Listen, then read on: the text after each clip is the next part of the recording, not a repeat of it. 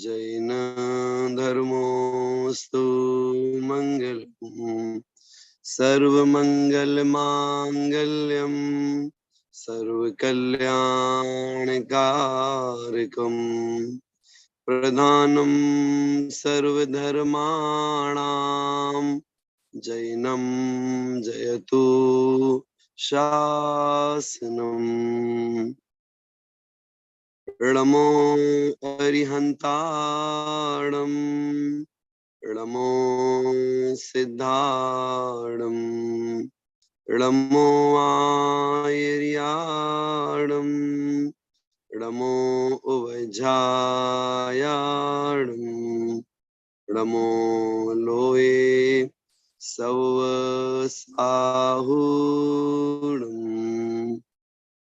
पंच परमेष्ठी भगवान की जय। देवाधिदेव 1008 श्री आदिनाथ भगवान की जय। द्वादशांग जनवाणी माता की जय। परम पूज्य आचार्य गुरुवर विद्यासागर जी महाराज की जय। 10 लक्षण महापर्व की जय। उत्तम ब्रह्मचर्य धर्म की जय।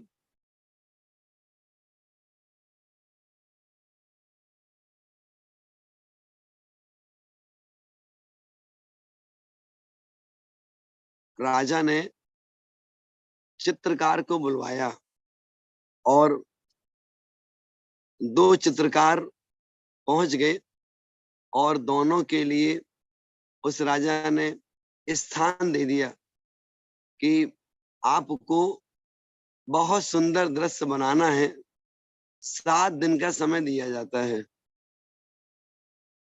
दोनों चित्रकार अपने अपने काम में लग गए। आमने सामने की दीवार उन दोनों को दे दी गई और बीच में पर्दा लगा दिया गया। एक चित्रकार तो बहुत सुंदर सुंदर चित्र बना रहा है और दूसरा चित्रकार जो उसे दीवार मिली है उस दीवार को साफ करता चला जाता है। उसमें किसी प्रकार की कोई गंदगी ना रहे, कोई दोष ना हो, कोई क्रैक ना हो, एकदम दीवार को साफ करने का पुरुषार्थ करता है वो। 7 दिन का समय पूरा हुआ। जिसने बहुत सुंदर चित्र बनाए थे, राजा उसके पास पहुंचता है और देखा, बड़ी प्रशंसा करता है और दूसरी ओर पहुंचता है, दीवार खाली दिखती है, लेकिन जैसे ही बीच का पर्दा अलग करते हैं, उस स्वच्छ दीवार पे वो सारे चित्र स्पष्ट दिखाई देने लगते हैं। कहने का आशय यहाँ पर यह है कि जो अंदर भरे रहते हैं कषाय भाव से, विकारी भावों से, हिंसादिक पापों से और भी प्रकार के अहंकार ममकार आदि विकृतियों से, तो वो हमें इस संसार में रंगीन चित्र के समान मालूम पड़ते हैं। और दूसरी ओर जिसके आत्मा में विकार हैं, कषाय भाव हैं, उन सबको वो दूर करता चला जाता है। उसकी आत्मा स्वच्छ निर्मल हो जाती है। तो वो आत्मा इतनी पवित्र हो जाती है कि उसकी आत्मा में लोकालोक के चराचर समस्त पदार्थ प्रतिबिंबित होते चले जाते हैं। बस इसी प्रकार से जो आज का धर्म है वह हमें शिक्षा देता है। उत्तम ब्रह्मचर्य, ब्रह्म अर्थात आत्मा, चर्य अर्थात चर्या करना, अर्थात अपनी आत्मा में चर्या करना, इसका नाम है ब्रह्मचर्य। अपनी कैसी आत्मा में चर्या करना? तो जो आत्मा कषाय भावों से रहित हो गई है, जिस आत्मा में राग द्वेष आदि विकारी परिणाम नहीं है, ऐसी आत्मा में चर्या करने को ब्रह्मचर्य कहते हैं। तो जो ये ब्रह्मचर्य शब्द है, इसका अर्थ क्या हुआ?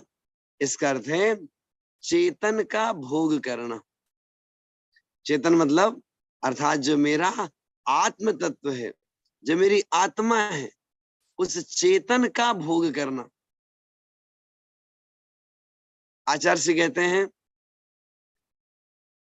जीवन को अच्छा बनाने के लिए अपनी आत्मा को संस्कारित करना चाहिए। तो हम अपनी आत्मा को संस्कारित कैसे करें? तो बहुत सारे साधन उसके बताए जाते हैं। उन साधनों के आधार पर यदि हम आगे बढ़ते हैं तो हम अपनी आत्मा को संस्कारित कर पाते हैं।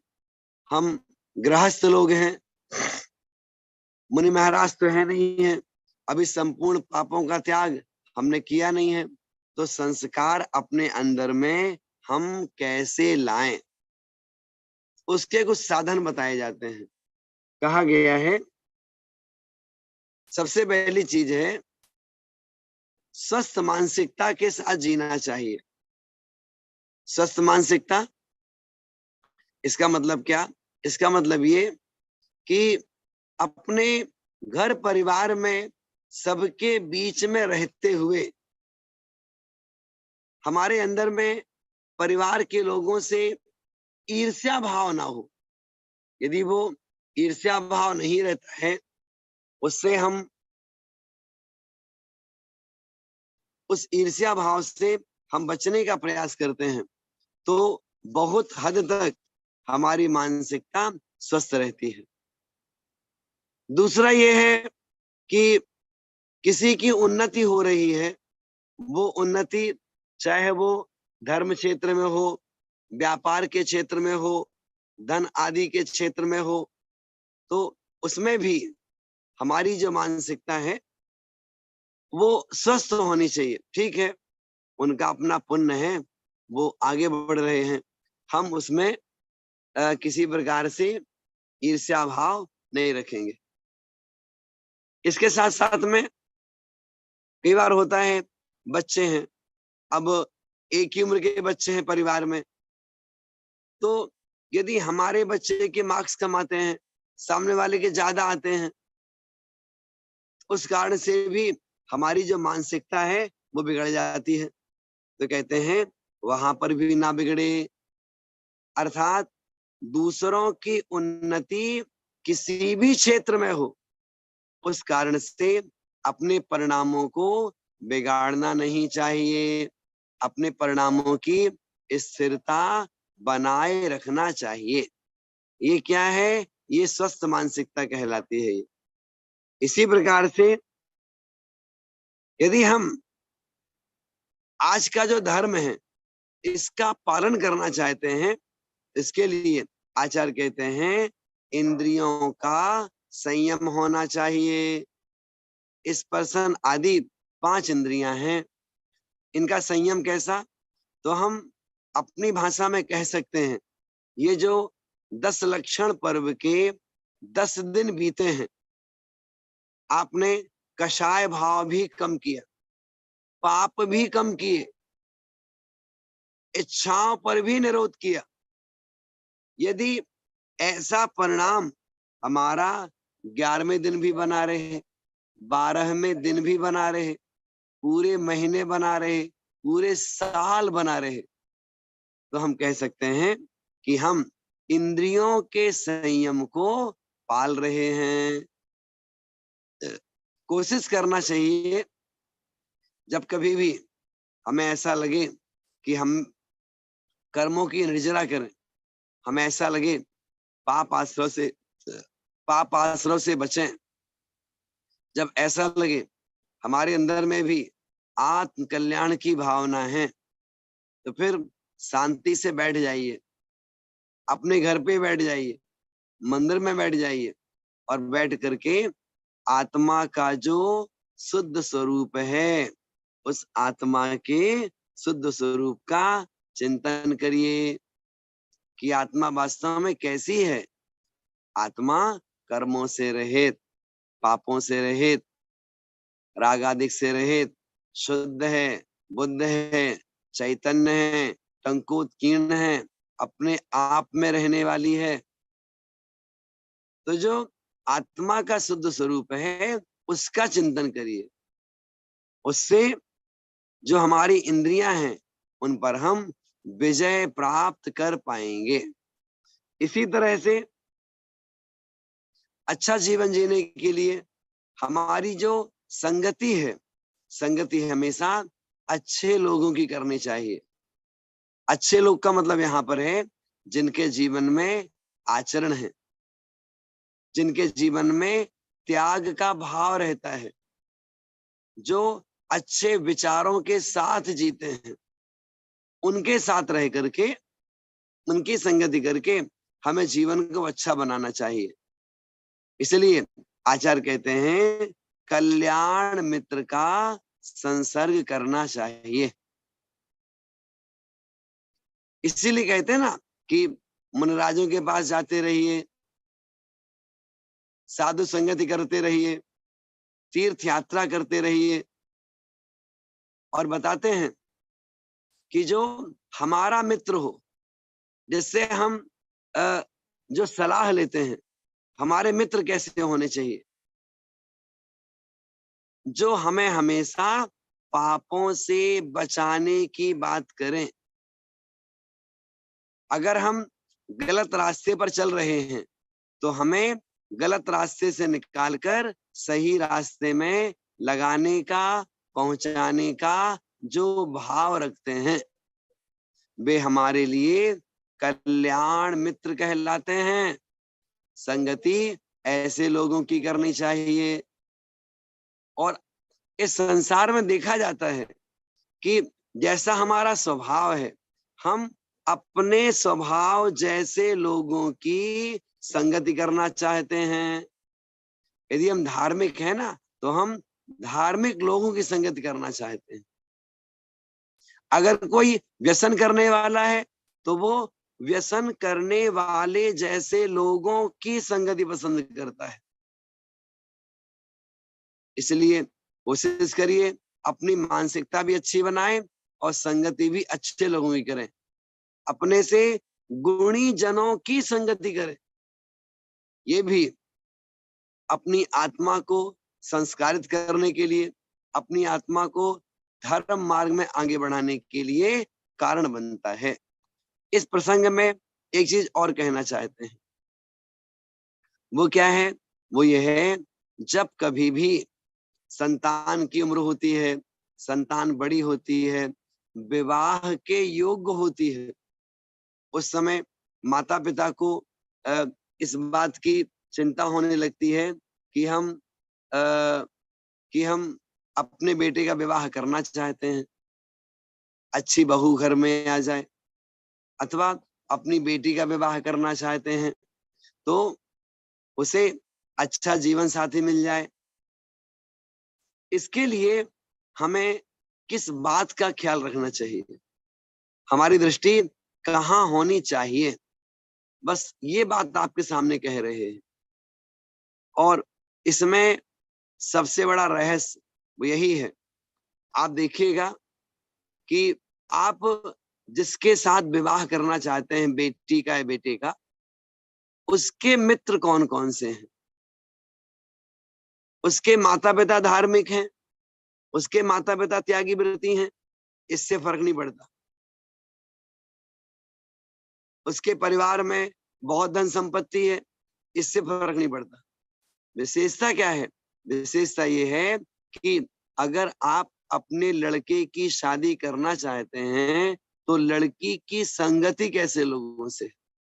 अगर आप अपनी बेटी की शादी करना चाहते हैं, जिस लड़के से करना चाहते हैं, उस लड़के की संगति कैसे लोगों से। यदि इस बात की जानकारी प्राप्त हो जाए तो हम समझते हैं एक अच्छे रिश्ते के साथ में दो परिवार के लोग जुड़ जाते हैं। क्योंकि हर पीढ़ी के लोग, हर वर्ग के लोग, हर उम्र के लोग अपनी जैसी मानसिकता के साथ में ही संगति करना पसंद करते हैं। ये बात ध्यान में रखिएगा। अर्थ क्या हुआ? अर्थ ये, यदि आप धार्मिक हैं, भगवान की पूजा भक्ति से जुड़े हुए हैं, तो आप अपने जैसे लोगों की ही संगति करना पसंद करेंगे। और यदि किसी की शराब पीने की आदत है, तो वो धर्मात्माओं की संगति नहीं कर पाएगा। वो कहाँ जाएगा? वो वहीं जाएगा जो लोग शराब पीते हैं, उनकी संगति करना पसंद करेगा। ये प्रसंग है, आपके सामने रखा हमने, इसका भी ध्यान रखिएगा। यदि हम अपनी आत्मा को संस्कारित करना चाहते हैं, हमें और क्या करना चाहिए? तो जो ऑलरेडी पूरी तरह से संस्कारित हो चुके हैं, जो उस भगवत्ता को प्राप्त हो गए हैं, ऐसे अरिहंत परमेष्ठी, उनकी हमें पूजन करनी चाहिए। भगवान की भक्ति से जुड़िएगा, भगवान का अभिषेक करिएगा, णमुकार मंत्र की माला फेरिएगा। इससे भी हम अपनी आत्मा को संस्कारित करते हैं, क्योंकि भगवान के दर्शन करने से जब उनके समान बनने का भाव होता है, तो जीवन में पवित्रता आती ही आती है। इसी प्रकार से जो स्थान है, स्थान का संयम होना चाहिए, वाणी का संयम होना चाहिए। हम क्या सुने, क्या नहीं सुने, इस बात का विचार भी होना चाहिए। क्या देखें, क्या नहीं देखें, इस बात का विचार होना चाहिए। हमारे स्मृति पटल में, हमारे मानस पटल पे पुरानी बातों का स्मरण होता है, वो स्मरण में विकार ना उत्पन्न हो, इस बात का ख्याल रखना चाहिए। तो आचार्य हम सभी के लिए यही शिक्षा देते हैं, यदि हम उत्तम ब्रह्मचर्य धर्म का पालन करना चाहते हैं, तो अपनी मानसिकता को हमेशा स्वस्थ और अच्छा बनाने का पुरुषार्थ करें। यह जो उत्तम ब्रह्मचर्य धर्म है, ये हमें बाहरी सारे दोषों से दूर करा करके हमें अपनी आत्मा की ओर ले जाने में कारण बनता है।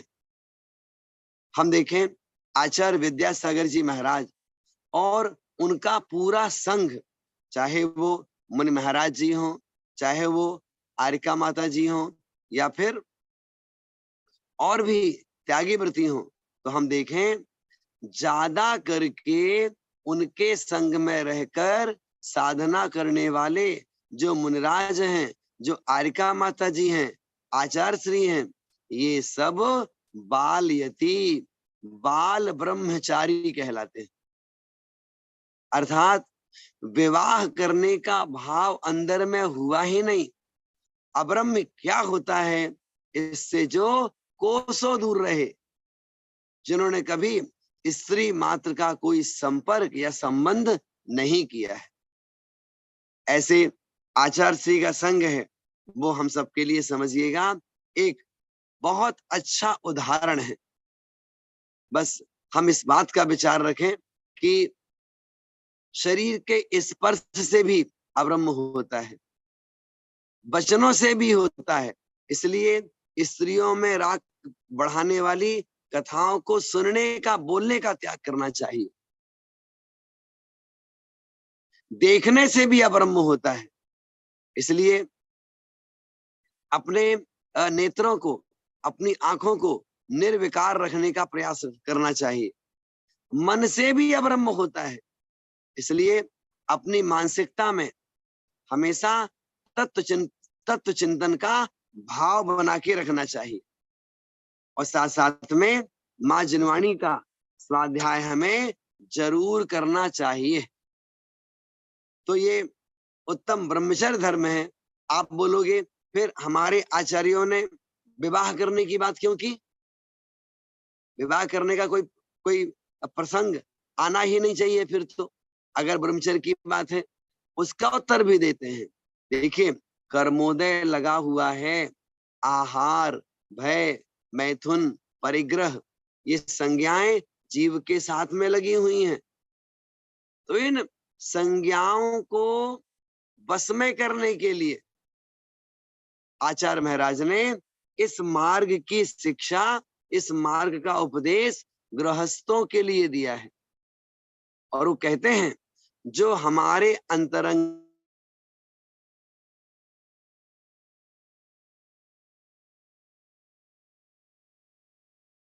में, जो हमारे अंतरंग उस विकार को, अर्थात जो जो विवाह है वो वासना का निमंत्रण नहीं है। विवाह जो है वो वासनाओं पर नियंत्रण करने का प्रभाव है। अर्थात जो हमारी दृष्टि न जाने कितने लोगों को देख करके विकारी होती थी, कितने लोगों को देख करके हमारे मन में भोगाकांक्षा उत्पन्न हो जाती थी। तो वो सारी की सारी जो हमारे अंदर की विकृति मानसिकता है, उस मानसिकता को आचार्यों ने कहा आप सीमित कर लीजिए, और सीमित करके किसी एक में अपने आप को बांध लीजिए। तो ये अपनी वासनाओं का नियंत्रण है। उस नियंत्रण को जो ईमानदारी से पालन करके अपना जीवन जीते हैं, वे अपने मनुष्य पर्याय को सफल कर लेते हैं। हमेशा मंदिर जाकर के भगवान के सामने प्रार्थना करनी चाहिए कि हमारे कषाय भाव, पाप भाव दूर हो। मनुष्य पर्याय की प्राप्ति होती है, ये पाप बंद करने के लिए नहीं होती है। मनुष्य पर्याय की प्राप्ति होती है जीवन को श्रेष्ठतम बनाने के लिए, क्योंकि देवों में, नारकियों में संयम भाव नहीं होता है। त्रियंच तो त्रियंच ही होते हैं। क्वचित कदाचित संगी पंचेंद्रिय त्रियंचों में एक देश व्रतों का आरोपण संभव है, लेकिन मनुष्य पर्याय ऐसी पर्याय है कि हम अविरत अवस्था में भी आत्मा के स्वरूप का ज्ञान कर सकते हैं। संयम धारण करके भी आत्मा के स्वरूप का हम ज्ञान और ध्यान दोनों कर सकते हैं। इसके साथ साथ में अनादिकाल से भटकती हुई अपनी आत्मा को पापों से निकाल करके धर्म के मार्ग में लगा सकते हैं, कर्मों का क्षय कर सकते हैं। इसलिए ये जो आज का धर्म है, हमें आत्मशक्ति दृढ़ करने की शिक्षा देता है, वो बढ़ाने का प्रयास जरूर करना चाहिए। कितने सारे उदाहरण हमें उत्तम ब्रह्मचर्य धर्म का पालन करने के लिए बताए जाते हैं। जो कुंथलगिरी से मोक्ष को प्राप्त हुए हैं, ऐसे कुलभूषण जी, देशभूषण जी भगवान, जब ये बचपन में पढ़ाई करने के लिए बाहर गए और लौट करके आते हैं, आकर के उनका रथ अपने घर के दरवाजे की ओर पहुंचने वाला है, और उन्होंने देखा एक बालिका, एक युवती सामने बारजे से चली आ रही है। उसको देखते ही एक भाई का मन हो गया, इससे मैं विवाह करूंगा। दूसरे के मन में भी विचार वही आ गया। दोनों ने विचार किया, इससे विवाह हम करेंगे। दूसरा विचार करता हम करेंगे। पहला विचार करता है मेरा भाई भी उसी युवती को देख रहा है, अगर वो बोलेगा तो मैं उसको तो मार दूंगा। तो वो युवती जैसे ही इनका रथ रुका, वो सामने से आ गई और उसके साथ में उसकी माँ भी आ गई। दोनों ने आरती उतारी, और माँ कहती है जब तुमको पढ़ने भेज दिया था, उसके बाद में एक संतान और हुई, ये बेटी मेरी है, तुम्हारी बहन है ये। दोनों भाइयों के पैरों से जमीन खिसक गई। अरे, हमने अपनी सगी बहन के प्रति ऐसा भाव किया। अपने आप को वो कोसने लगे और रथ को उन्होंने लौटा दिया और विचार किया, इतनी देर के लिए गुरुकुल से अपने घर आए और हमारी मानसिकता बिगड़ गई। हमें ऐसे घर परिवार में, ऐसे समाज में रहना ही नहीं। हम तो अकेले जिएंगे, अकेले रहेंगे।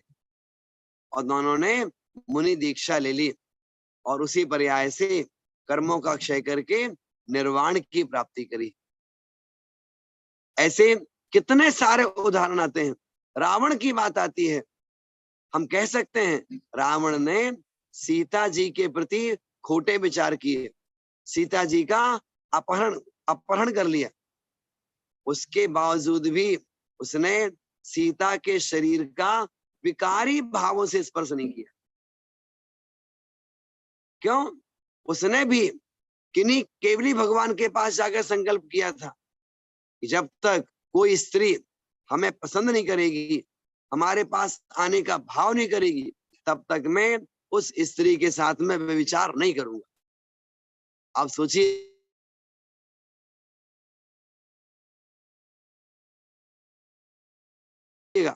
रावण का संकल्प था, जो किया वह लोक के विरुद्ध था, वो समाज के विरुद्ध था। और परिग्रह से तो आसक्त थे ही, तो विकृत मानसिकता के कारण से उन्होंने नरक आयु का बंध किया और नरकों में चले गए।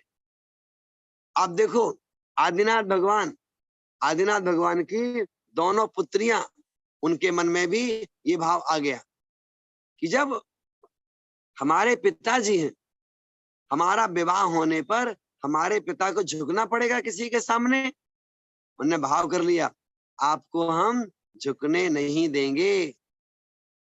और हुआ क्या? दोनों ने आजीवन ब्रह्मचर्य व्रत का संकल्प कर लिया।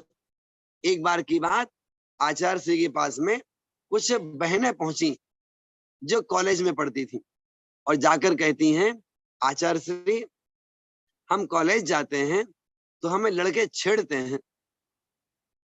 आचार्य श्री ने कहा, गलतियां उनकी नहीं है, पहली गलती हमारी अपनी स्वयं की होती है। उन बेटियों ने कहा, हमारी गलती क्या है? आचार्य श्री कहते हैं, आप अपने परिधान, अपने वस्त्र सात्विक रखेंगे, सात्विक वस्त्र पहनेंगे, तो लोगों की दृष्टि हमारी तरफ विकार वाली नहीं होगी। हम सबसे पहले स्वयं ही आमंत्रित करते हैं अपने परिधान के माध्यम से। इस कारण से लोग आकर्षित होते हैं। यदि आप स्कूल जाएं और मतलब कॉलेज जाएं और आपकी ड्रेस हमेशा व्हाइट हो, एकदम सात्विक कपड़े हो, तो आपको लोग आदर्श की दृष्टि से देखेंगे, विकार की दृष्टि से नहीं। तो ऐसे करके आचार्य श्री ने जब उनको समझाया तो उन बहनों ने भी कहा, आप सही कहते हैं। और भी विजया का उदाहरण आता है शास्त्रों में, और भी उदाहरण आते हैं, आपने पढ़े हैं, सुने हैं। हम आपके सामने कहना चाहते हैं, ब्रह्मचर्य व्रत का पालन करने से हमारे जीवन में हमारा यश बढ़ता है। यश अर्थात ख्याति, प्रसिद्धि बढ़ती है, विद्या बढ़ती है, ज्ञान बढ़ता है, हम पूरी आयु जी पाते हैं और हमारा शारीरिक बल भी बढ़ता है। तो क्या बढ़ता है? यश, विद्या, पूर्णायु और बल, ये सारी चीजें बढ़ती हैं। और यदि इससे विपरीत रहे, अवर्म का सेवन हो, तो ये चारों चीजें धीरे धीरे कम भी होती चली जाती हैं। बताया जाता है, कर्मों की निर्जरा करना है तो हमें क्या करना चाहिए? तो मन की अपेक्षा से, मन को कंट्रोल में करना है तो मनोगुप्ती हम पालन करने लगे। वचनों की अपेक्षा से यदि हम रसना इंद्रिय पर विजय प्राप्त कर लें और शरीर की अपेक्षा से ब्रह्मचर्य का पालन करना शुरू कर दें, मन की अपेक्षा से मनोगुप्ती, वचन की अपेक्षा से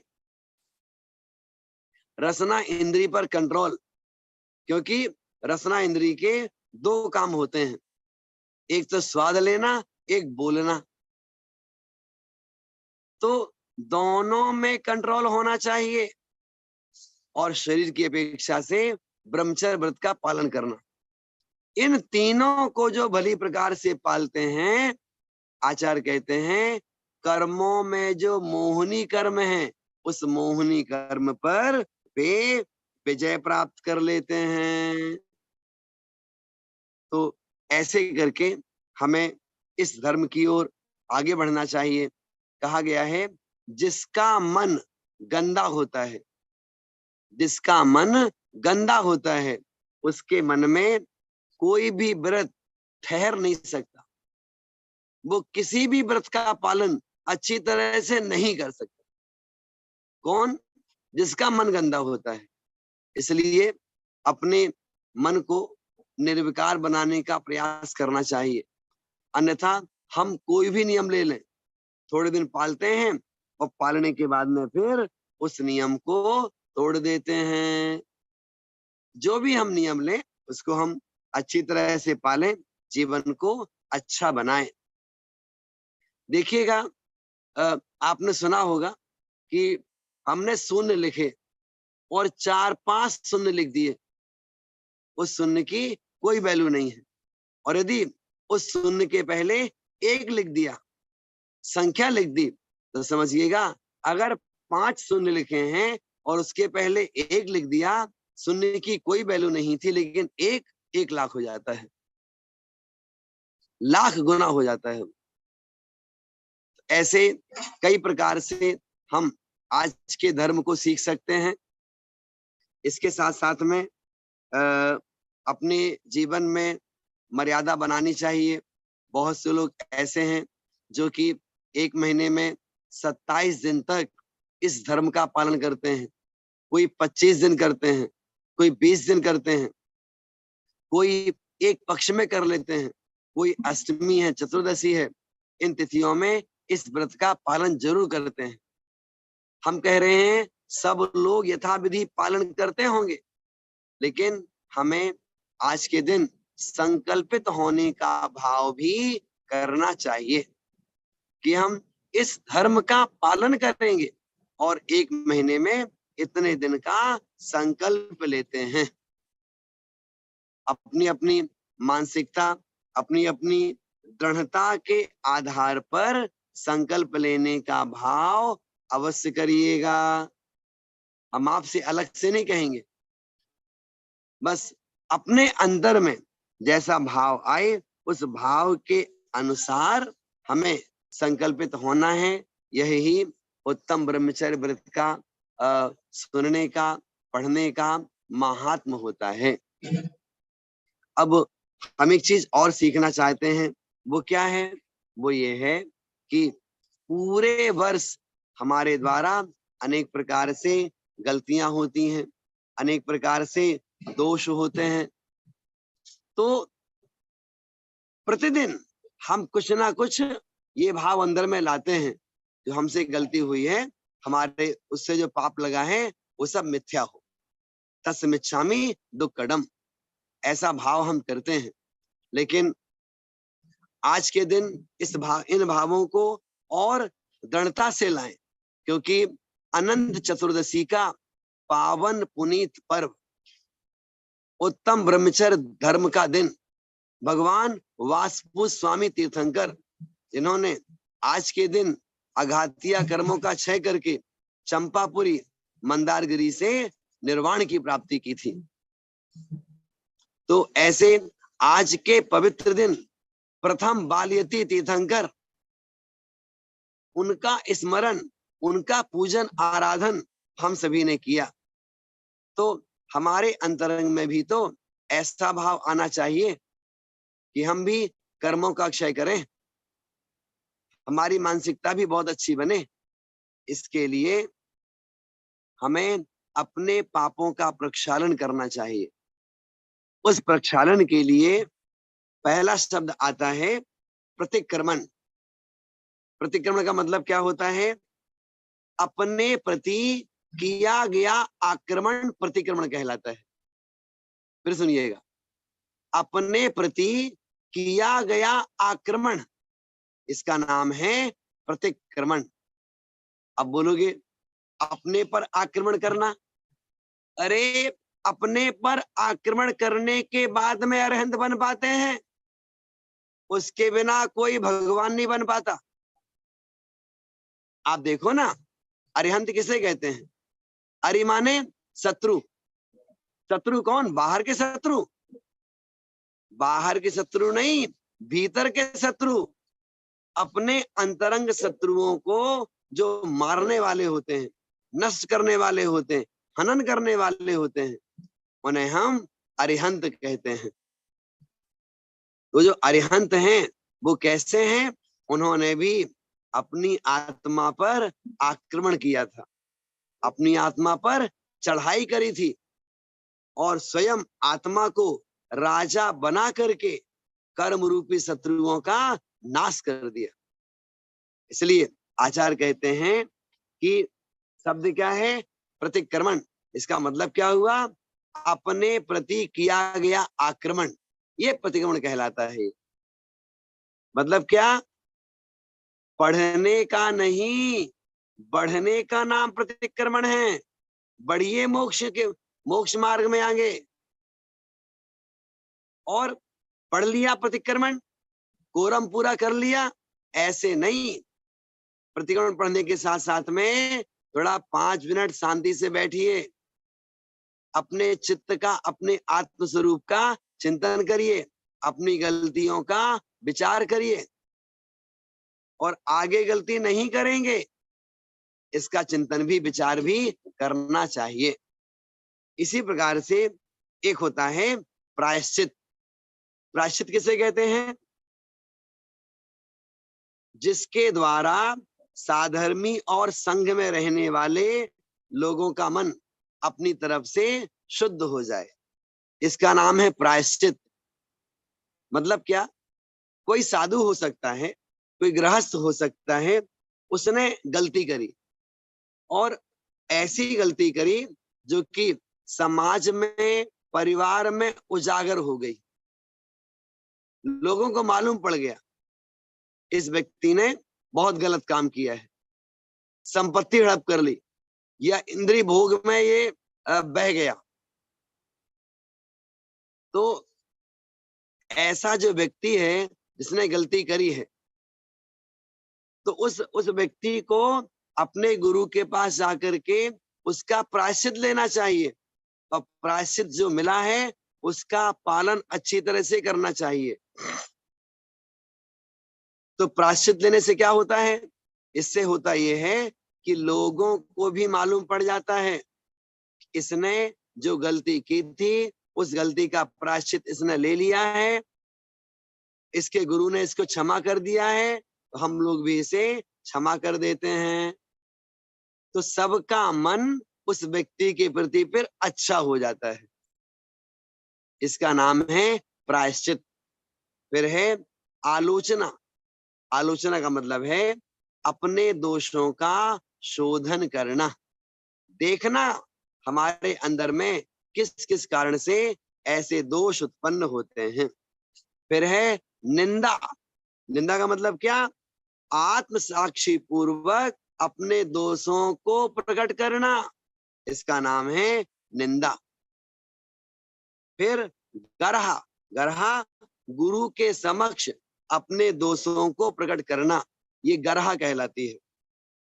ऐसे ही प्रत्याख्यान, इसका मतलब क्या?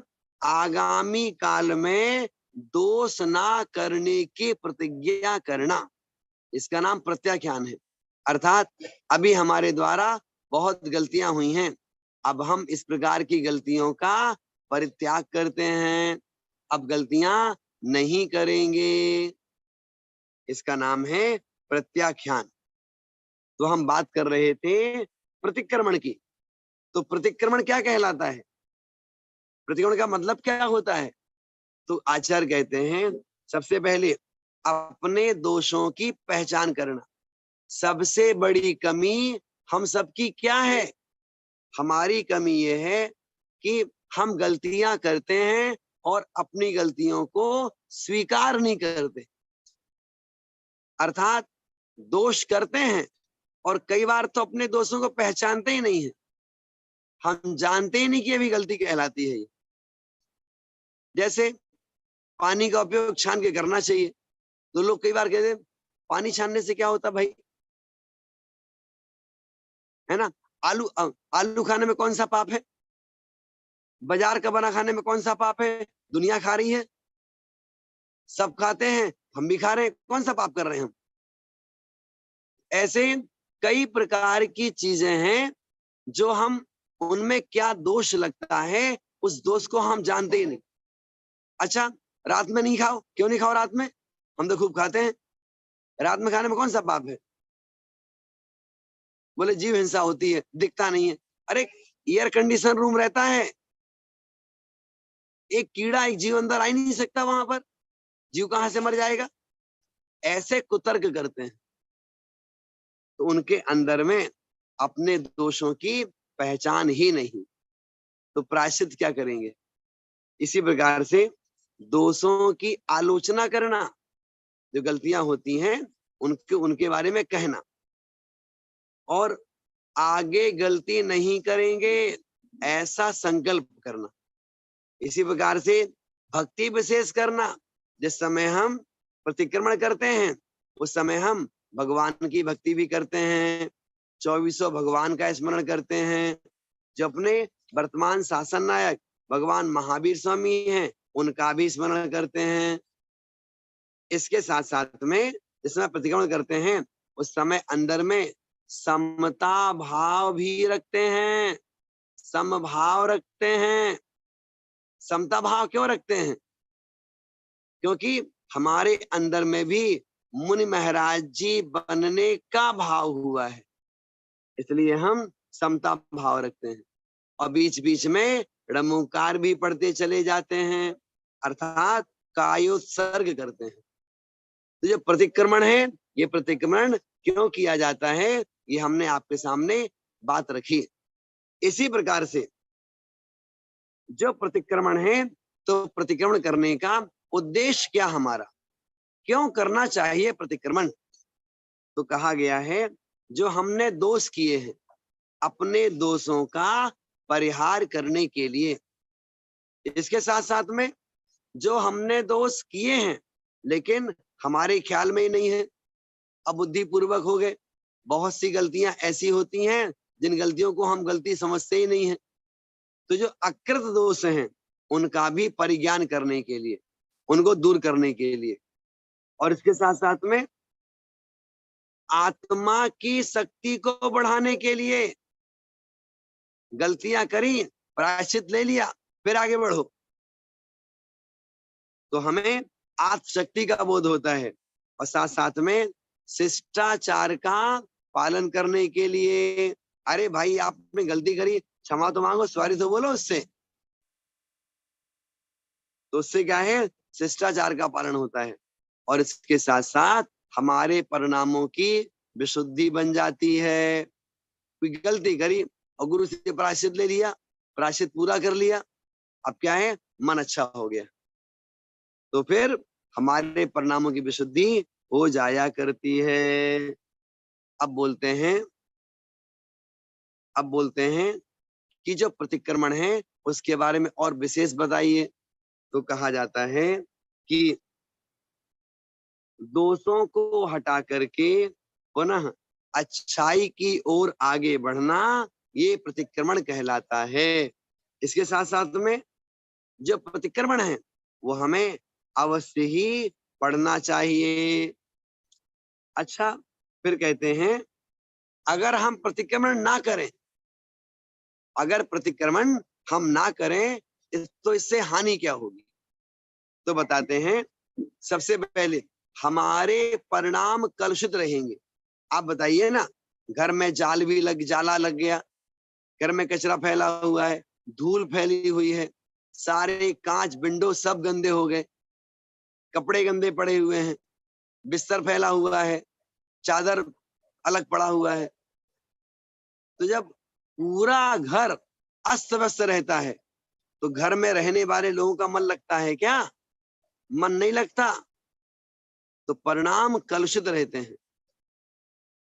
तो कलुषित परिणामों को हम कैसे अच्छा बनाएं? अच्छा बनाने के लिए बताया गया है प्रतिक्रमण करना। जैसे आधे घंटे में चाहे जो सामान फैलाए घर का सब व्यवस्थित हो जाए, और आधे घंटे आपने मेहनत कर ली, क्या हुआ? हुआ ये सारा काम व्यवस्थित हो गया, अब अच्छा लग रहा है। तो वैसे ही यदि यदि प्रतिक्रमण कर लें तो मन में अच्छा लगने लगता है, अन्यथा परिणाम कलुषित रहते हैं। ऐसे ही अशुभ कर्म का बंध होता है, ऐसे ही दिमाग में तनाव बना रहता है। गलती करने के बाद में अंदर में तनाव बना रहता है, किसी को मालूम नहीं पड़ जाए हमारी गलतियां, पुलिस ना आ जाए, कहीं कोई कमरे में घुसना है जबरदस्ती, इत्यादि अनेक प्रकार से अंदर में विकल्प रहते हैं, स्ट्रेस रहता है। फिर है जिस समय हम गलतियां करते हैं उस समय हमारा बहुत सा पुण्य कर्म पाप में परिवर्तित हो जाता है। इसके साथ साथ में हमारी लेस्याएं अशुभ रहती हैं, कृष्ण नील कापोत, और साथ साथ में जो पाप कर्म है, पाप कर्मों का स्थिति और अनुभाग बढ़ने लगता है। आप सोचोगे जैनाचार्यों ने इतना क्यों लिखा?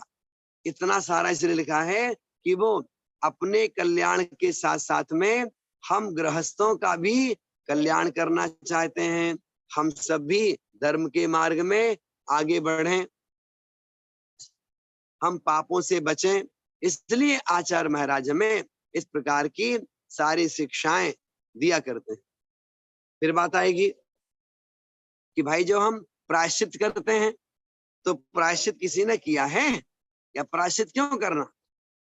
तो बताया जाता है अपना जीवन जीते हैं, पूरा जीवन जीते जीते अनेक प्रकार की गलतियां हमारे द्वारा होती हैं, उन गलतियों को दूर करने के लिए प्रायश्चित किया जाता है।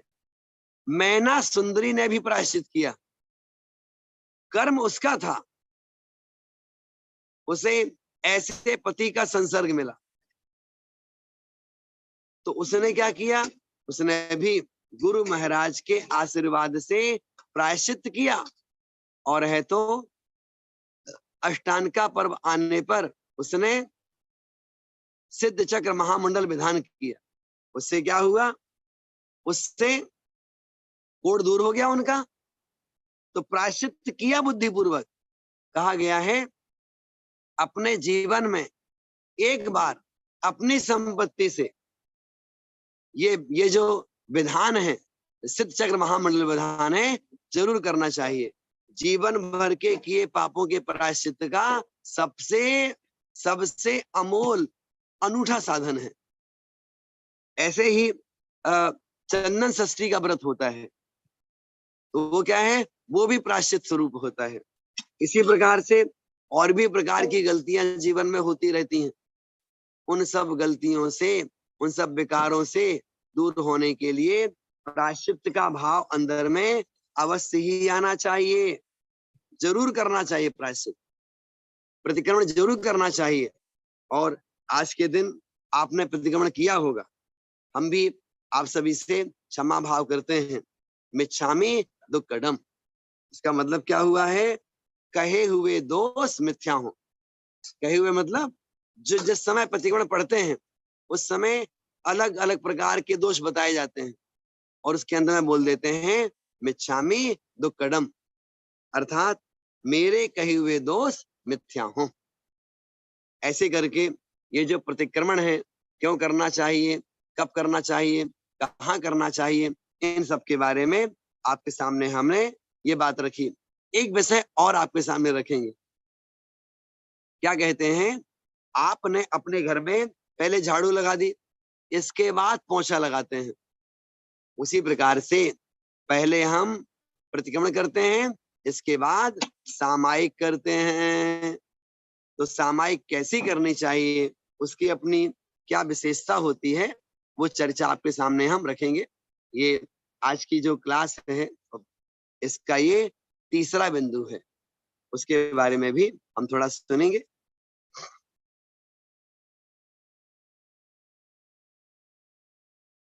सभी शांत चित्त होकर के बैठ जाइएगा और सामायिक विधि सामायिक थोड़ा सा करेंगे हम सभी।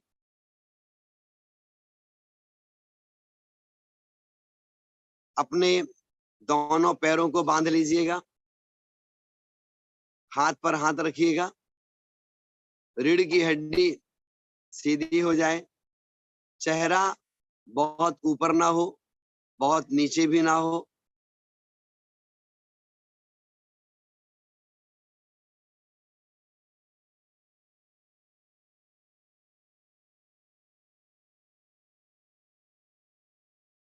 शांति से बैठ जाइए, और है तो चेहरे पर प्रसन्नता का भाव रहे। और जो सामायिक है इसके बारे में थोड़ी बात करेंगे, और हम सभी थोड़ा देर तक तत्व चिंतन करते करते शांति से बैठे रहेंगे। समभाव रखना ही सामायिक कहलाती है। अपनी आत्मा में निवास करना सामायिक है। हिंसादि पांचों पापों का त्याग करके फिर सामायिक की जाती है। अपने मन में पापों के त्याग का भाव करिएगा। बहुत ज्यादा हर्ष या विषाद नहीं होना चाहिए, बहुत ज्यादा संकल्प विकल्प ना हो, राग द्वेष रूप परिणाम ना होवे, और शांति से चुपचाप बैठे रहें। सामायिक करने से चित्त की एकाग्रता बनती है। सामायिक करने से मन का शुद्धिकरण होता है, कषायों की मंदता आती है, निर्णय लेने की क्षमता बनती है, ज्ञानावरणी कर्म का क्षयोपशम बढ़ता है, तत्व निर्णय दृढ़ होता है। ऐसे सामायिक करने से अनेक लाभ होते हैं। शांति से बैठे रहिएगा। शुरू करते हैं।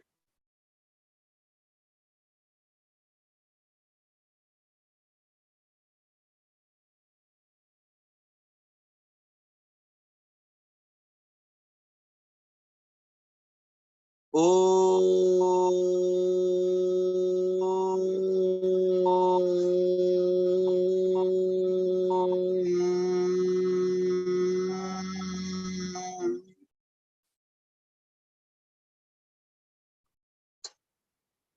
ओ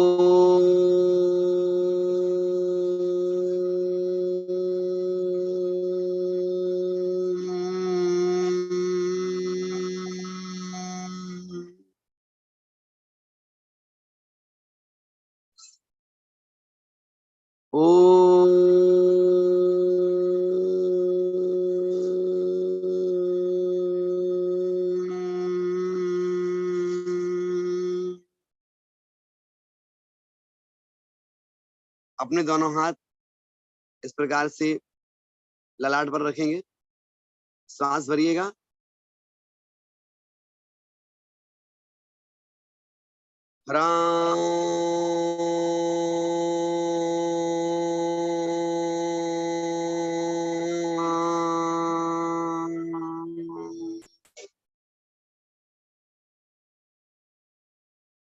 याद करें अरहंत परमेष्ठी को जो घातिया कर्मों से रहित है। दोनों हाथों को सिर पर रखें।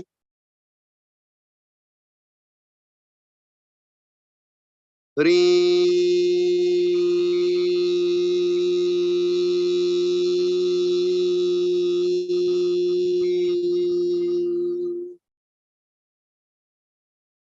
स्मरण करें सिद्ध परमेष्ठी का जो आठों कर्मों से रहित है।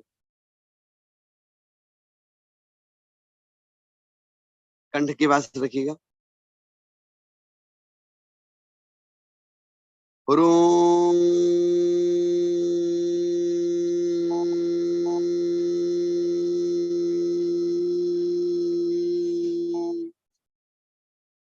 स्मरण करें आचार्य परमेष्ठी का, जो 36 मूल गुणों के धारी हैं। हृदय स्थान पर ह्रौं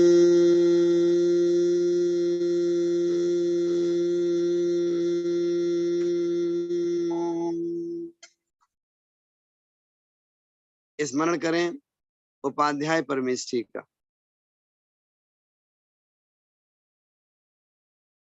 जिनके 25 मूल गुण होते हैं। दोनों हाथों को नाभि स्थान के पास रखेंगे। हरः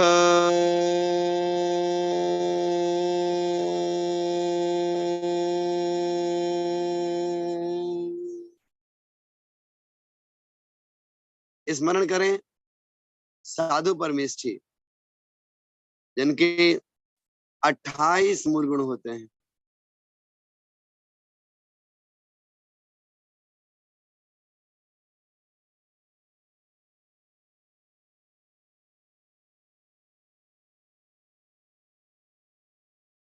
जो ये 5 बीजाक्षर हैं, ये क्रम से अरिहंत परमेष्ठी, जो राम बीजाक्षर है, ये अरिहंत परमेष्ठी का स्मरण कराने के लिए है। ह्रीम बीजाक्षर है, सिद्ध परमेष्ठी के स्मरण के लिए है। ह्रूम बीजाक्षर है, आचार्य परमेष्ठी के स्मरण के लिए है। ह्रौम बीजाक्षर है, उपाध्याय परमेष्ठी का स्मरण करने के लिए। हरः बीजाक्षर है, साधु परमेष्ठी का स्मरण करने के लिए। ये जो बीजाक्षर हैं, ये बीजाक्षर शांतिवाचक माने जाते हैं, और साथ साथ में हमारी मानसिकता में किसी प्रकार से यदि कोई दोष उत्पन्न होता है, कोई विकार उत्पन्न होता है, उन दोषों को और विकारों को दूर करने का कार्य इससे स्वतः अपने आप हो जाता है। जैसे हमने कहा, कमरे में कचरा फैला है, उस मोटे मोटे कचरे को अलग करना, इसका नाम तो है प्रतिक्रमण। अब इसके बाद में कमरे में धूल भरी हुई है, अब झाड़ू लगाते हैं, सारी धूल साफ नहीं हो पाती। उस धूल को नष्ट करने के लिए हम कमरे में पोंछा लगाते हैं। तो सामायिक करना, पोंछा लगाना है। कहाँ पर? अपनी मानसिकता में। हमारी मानसिकता में उत्पन्न होने वाले जितने भी विकार हैं, उन सब विकारों को दूर करने के लिए ये जो सामायिक है वह की जाती है। आइएगा, हम थोड़ा देर बैठेंगे। जैसे आप शांति से बैठे हुए हैं, बैठे रहिएगा।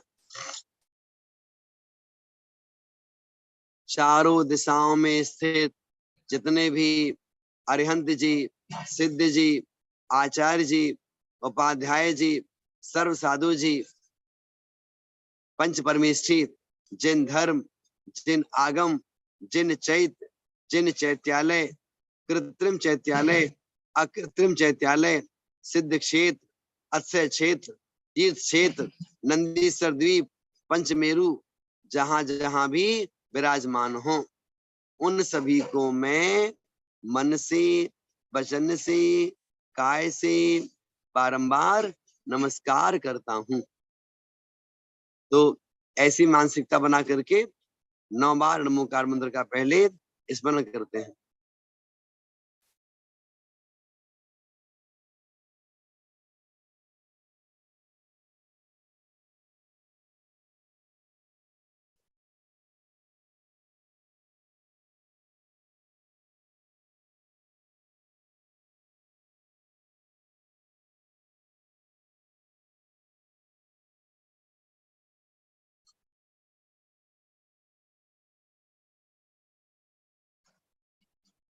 सामायिक करते समय बाहरी विकल्पों से मुक्त होना चाहिए, और साथ साथ में अकेले में रहना चाहिए।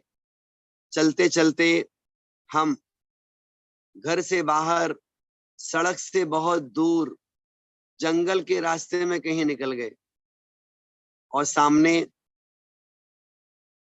सामने हम देखते हैं एक नदी बह रही है, और वहीं पर एक शिला बनी हुई है, उस शिला पर जाकर के बैठ जाते हैं और संसार की असारता का चिंतन प्रारंभ कर देते हैं और विचार करते हैं, ये संसार है, यहाँ पर जीव, उद्गल, धर्म, अधर्म, आकाश और काल, छहो द्रव्य यहाँ पर विद्यमान है। लेकिन ये सारे के सारे द्रव्य अनादिकाल से सतरूप हैं, आज भी सतरूप हैं। तो इस लोक को महासत्ता के रूप में ग्रहण करने का पुरुषार्थ करिए। क्यों? इसलिए पुरुषार्थ करिए क्योंकि धर्म, अधर्म, आकाश, काल, ये चारों द्रव्य तो शुद्ध थे, शुद्ध हैं और शुद्ध ही रहेंगे। इनमें किसी प्रकार से कोई विकार उत्पन्न होने वाला नहीं है।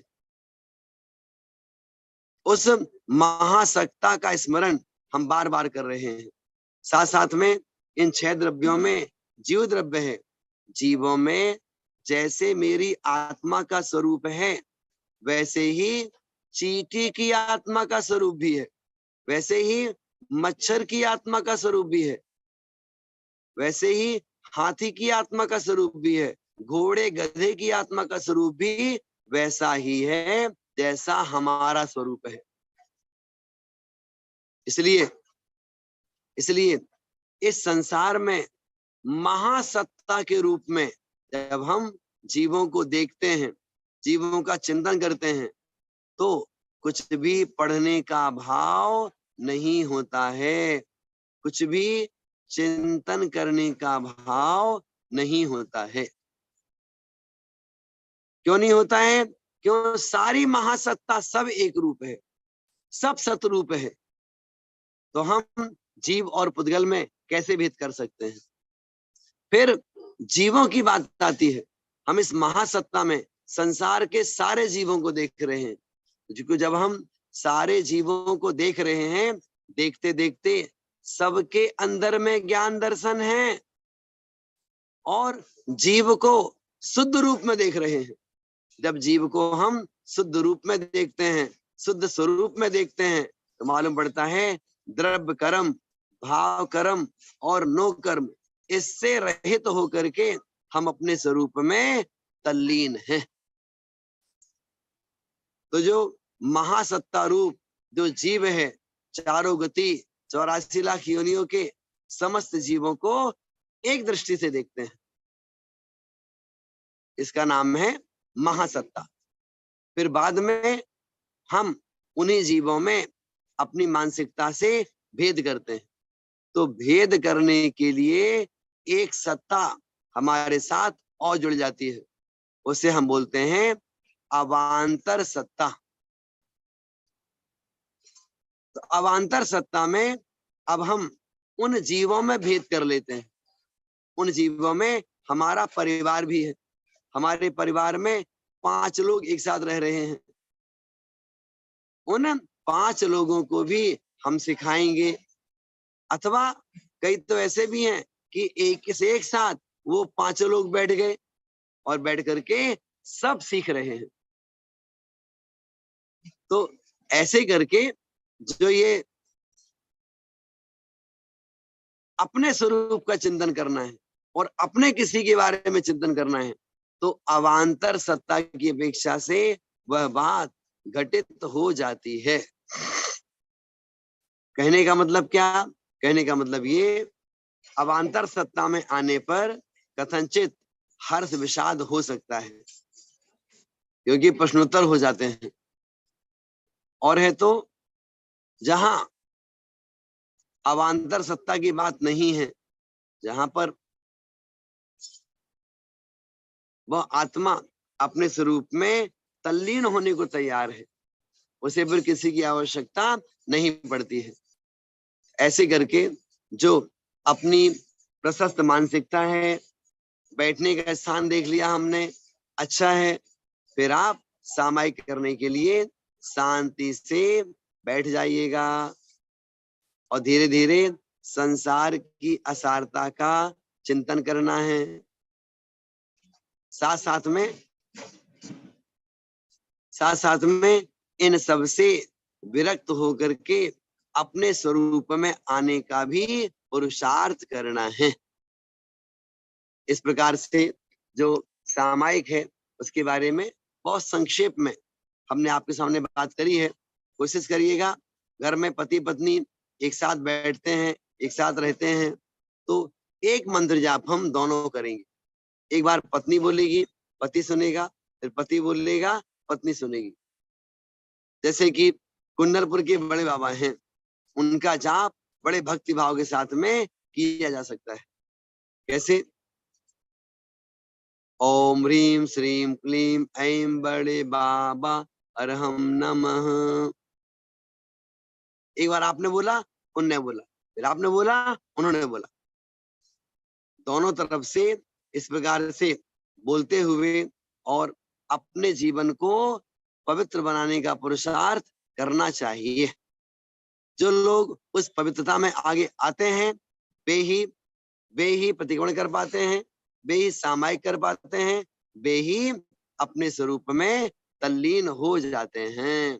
क्योंकि कहा गया है कि ब्रह्मचर्य अपनी आत्मा में चर्या करना, अपने स्वरूप में तल्लीन हो जाना। तो जो अपने स्वरूप में तल्लीन होकर के जीवन को पवित्र बनाते हैं, वही वास्तव में मानव जीवन को सफल करते हैं। इस प्रकार से एक बार सभी के प्रति क्षमा भाव। आप सबके बीच में हमेशा से ही रहे हैं, लेकिन इस 10 लक्षण पर्व में प्रत्यक्ष में आपके पास आने का अवसर हमें नहीं मिल पाया, लेकिन आपके साथ रह करके तत्व चिंतन करके प्रश्नोत्तर सुन के बहुत अच्छा लगा। बस सभी लोग स्वाध्याय से, माँ जनवाणी से जुड़े रहिएगा। हम आज के प्रसंग में उनका भी स्मरण करते हैं जिनके कारण से हम आप सबके बीच में पहुंच पाए थे, लेकिन जिनकी वजह से हम अमेरिका पहुंच पाए, आप सबके बीच में रह पाए और बहुत सारी तत्व चर्चा करने का अवसर भी आप सबके बीच में रह करके हमें मिला। ऐसे आदरणीय श्री महेंद्र कुमार जी पांड्या हम सबके बीच में अब वो नहीं है। हम आपसे कहना चाहते हैं, उनका ये बहुत बड़ा उपकार था हमारे लिए कि हम वहां पहुंच करके और धर्म ध्यान में आप सबके साथ रह करके उसमें एक प्रकार से निमित्त बन पाए। इस कारण से हमें भी अंदर में बहुत अच्छी फीलिंग रहती है, साथ साथ में हमारा आत्मविश्वास भी दृढ़ रहता है। तो इस प्रकार से उनका स्मरण करते हैं। और भी जिनके कारण से अपने संजय पांड्या जी हैं, राजीव पांड्या जी हैं, रेणु भाभी हैं, अटलांटा में सुनील दोषी हैं, और न्यूयॉर्क में जिनकी वजह से हमारा ये सारा काम अच्छी तरह से हमेशा संचालित हो पाता है। ऐसे हमारे हिमांशु शाह जी और मीनाक्षी भाभी जी, आप सबकी भी, आपकी दोनों की प्रेरणा हमेशा रहती है। इसके साथ साथ में जो वहां पर न्यूयॉर्क में स्वाध्याय कराते हैं और भी स्थानों के लोग हैं, तो चाहे वो सुरभि जी हो, नम्रता जी हो, सभी और पूरी समाज, सबके लिए बहुत बहुत साधुवाद है। इसके साथ साथ में सत्येंद्र भाई साहब हैं। हमेशा कोई भी कार्यक्रम होता है, उस कार्यक्रम में सत्येंद्र भाई साहब, पूनम आंटी हमेशा आगे रहते हैं और है तो पूरा सहयोग उनका रहता है। ऐसे पूरी समाज है, सबके लिए बहुत बहुत साधुवाद है। उत्तम क्षमा भाव। अभी अपन एक बार और बैठेंगे, अभी उस समय हमें और भी चर्चा करनी है और भी लोगों के बारे में कहना है, तो वो हम सारा विषय आपके सामने और भी रखेंगे। आज अपनी वाणी को यहाँ पर विराम देते हैं। आइएगा, आज का जो मंत्र जाप है इसे 9 बार बोलते हैं। ओम ह्रीम अरहम श्री उत्तम ब्रह्मचर्य धर्मंगाय नमः। ओम ह्रीम अरहम श्री उत्तम ब्रह्मचर्य धर्मंगाय नमः। ओम ह्रीम अरहम श्री उत्तम ब्रह्मचर्य धर्मंगाय नमः। ओम ह्रीम अरहम श्री उत्तम ब्रह्मचर्य धर्मंगाय नमः। ओम ह्रीम अरहम श्री उत्तम ब्रह्मचर्य धर्मंगाय नमः। ओम ह्रीम अरहम श्री उत्तम ब्रह्मचर्य धर्मंगाय नमः। ओम ह्रीम अरहम श्री उत्तम ब्रह्मचर्य धर्मंगाय नमः। ओम ह्रीम अरहम श्री उत्तम ब्रह्मचर्य धर्मंगाय नमः। ओम ह्रीम अरहम श्री उत्तम ब्रह्मचर्य धर्मंगाय नमः। आइए माँ जिनवाणी की स्तुति करते हैं। बोधि समाधि परिणाम शुद्धि स्वात्मोपलब्धि शिव सौख्य सिद्धि चिंतामणिं चिंतित वस्तुदानि त्वां वंद्य मानस ममास्तु देवी। 9 बार मुकार मंत्र का स्मरण करिएगा।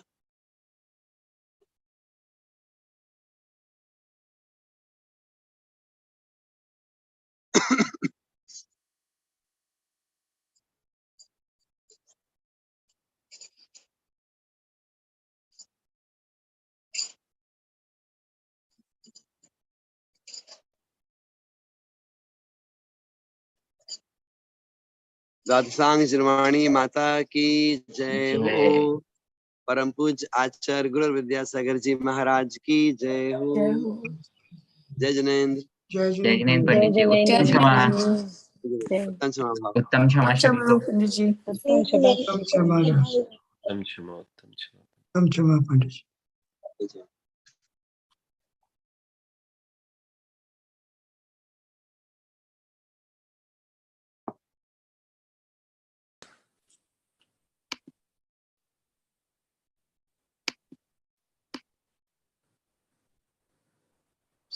जय जैन सुरभि भाभी, आप होस्ट हैं। हाँ आप स्टार्ट रिकॉर्डिंग कर सकते हैं और यूट्यूब पे चालू है ये भाभी। ठीक है। जय जैन भाभी। जय Shri.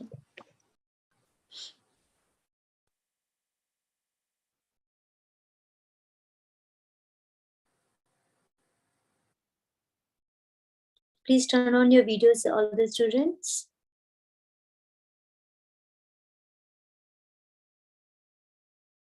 Okay, Anusha, you can start.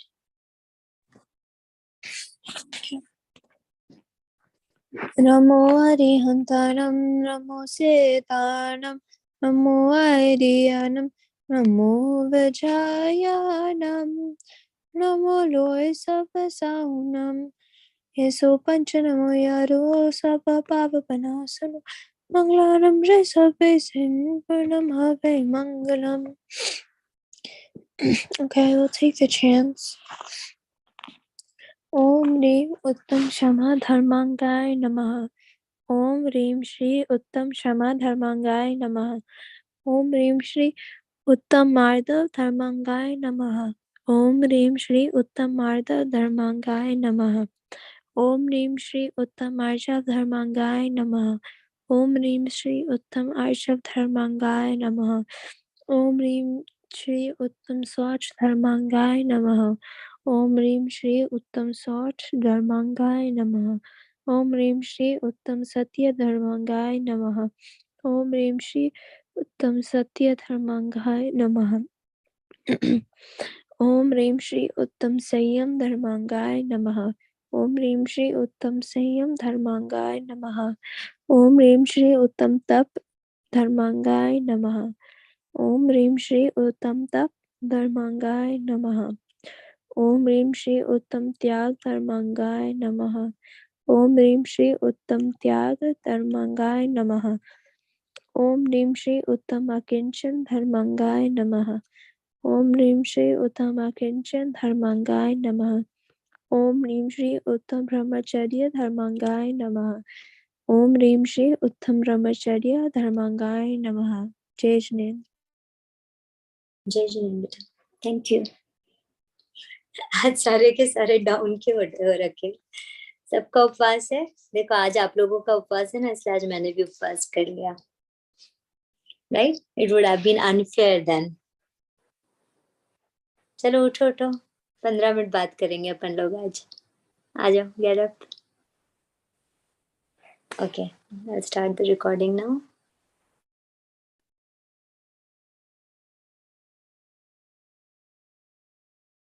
Okay, Jai Jineन्द्र everyone. Chalo, give me nice smiles. This is the last and final day of this Lakshana. We're gonna, this is the day when we got to watch what did we learn in last 10 days. So many discussions, so many things we have discussed. Wait, Samar, let me finish first. So, and I would say our discussions had been very progressive. We are constantly looking into several thought processes, several hidden thoughts that we were never able to express ourselves before, but now we are able to see them properly. And we are also able to self-realize a lot of things by the questions and the solutions that you are giving. And it's quite an enjoyable journey, at least for me, because I learned a lot from you. And there has been not a single aspect which you did not cover in the various aspects that we were taking during these topics. So I'm very, very happy and looking forward for more of these occasions to spend with you, so that we can lead our thought process to a much higher purpose and direction, right? So that's a good one. Okay, Samar, you have something to ask? Well, I just want to say I'm really sorry I couldn't join the last few classes because I was really sleepy and it was past my bedtime. I could realize that, Samva. That's fine. You forgive me for this timing. Okay. Yes. Yesterday, a very interesting thought process we were putting in. The thought process was through an example of the plant and the emotions it was experiencing, while on one side of the table, a person was constantly sending and throwing some words first towards the plant, some speech, some talk, and then later on it was just done through intentions. What is this type of experiments telling us? Where are we? What are we doing in our life? Let's analyze that. Who has questions now for this? Yes, Shira, go. So how does the plant, so when you're outside and you see like a nice vegetable growing out of your plant, you're like, you know what, I think I'm gonna pick this vegetable tomorrow, and the plant feels like sad or worried, right? How does that, like, how do they feel that emotion? How does that process work? Okay, so Shira's question is, when I go outside, look at a plant, and any thought process that I have towards the plant, that it's a vegetable or it's a flower or it's a plant, how is this plant, what kind of, what style of emotions is this plant going through? Yes, Iti. I thought plants like they're only ones and they don't have one.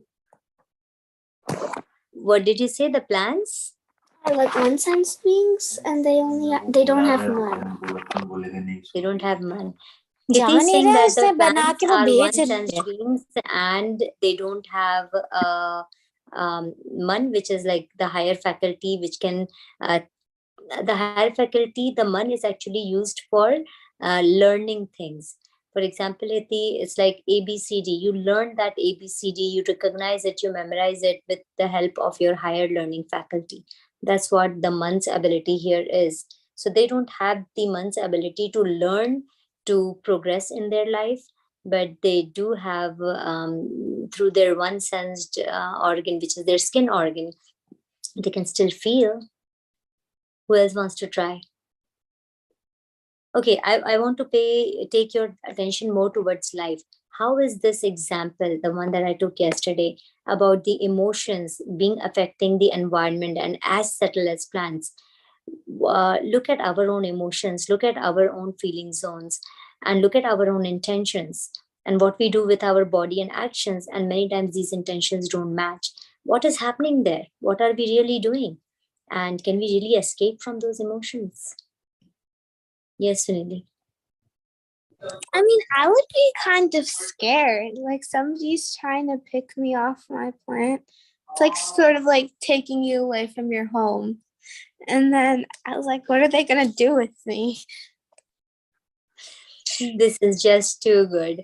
Sunidhi is so sensitive actually, and she's able to feel always the other person uh, before she sees herself, and she's able to feel that person, that being in her heart all the time. That's why she can feel the suffering of that plant, what that plant would be going through. So she's saying that what if it is me, and if someone is telling me that I want to take you out of your home and you will never be able to return back to that home, that feeling that is so scary, and definitely that will lead to a lot of emotions of fear. So that's what she's pointing out at. Again, I would want you all to draw your attention towards how our intentions and our feelings are actually creating our own reality around us. What is happening with us ourselves? If it was the same scenario, maybe it was not a plan, but it was us conversating with another person, and then you see that you have an intention in your heart, but you're acting and you're speaking something else.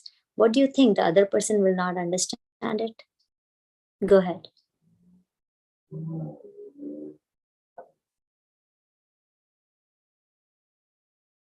Shrija. I couldn't hear you for the question. Can you repeat it? Yes, one more time. So let's apply that to our life. Imagine there are two people conversating with one another. If one person speaks something, but in her heart, the intention is different, or through the attitude, it is different, and the speech is completely different. So, can we be so manipulative and smart enough that the other person will not understand what we feel or what we have intention for, but we think that they will just listen to the words that we are speaking and everything is okay? Is everything really okay? Yes, Shrija.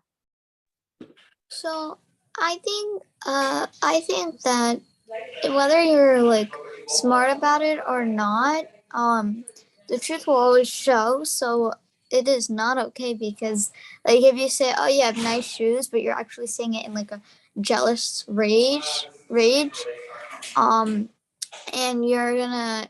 you're gonna like say it in like a tensed way, because like the truth will always show up sooner or later. Then it would not be okay, because the person would be like, oh, you don't really like it, but you want to have it, and you think that like I don't deserve it as well as you do, right? So I feel like that would mean that it's really not okay. Shreya pointed out two things actually. Number one thing is uh, the truth will expose itself no matter what. You have to have faith in it. No matter how much we try to hide things from others, no matter what our intentions truly are, and we don't let other person know about it, but truth cannot be it cannot be hidden. It will come out one day or the other day. So that's one factor that she's saying that we have to be. And secondly, she's saying that what was it, Shrija, the last point you said? That like you don't like if you make a comment or like you're really jealous, there's like the Right. truth goes, so you don't, and it'll be like a jealous rage. Right. So when we are acting it out and saying that, oh wow, such good shoes, but actually inside our heart, we really feel jealous that we don't have it, they have it.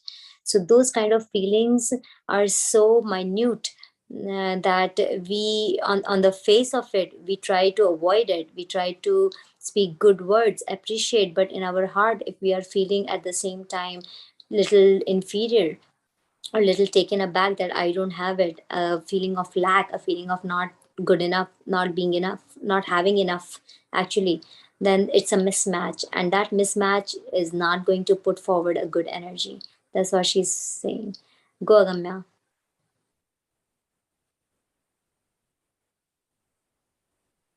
Oh, I was just saying, like, sometimes I heard this saying, speak what's on your mind, and sometimes this happens to me whenever I want to say something.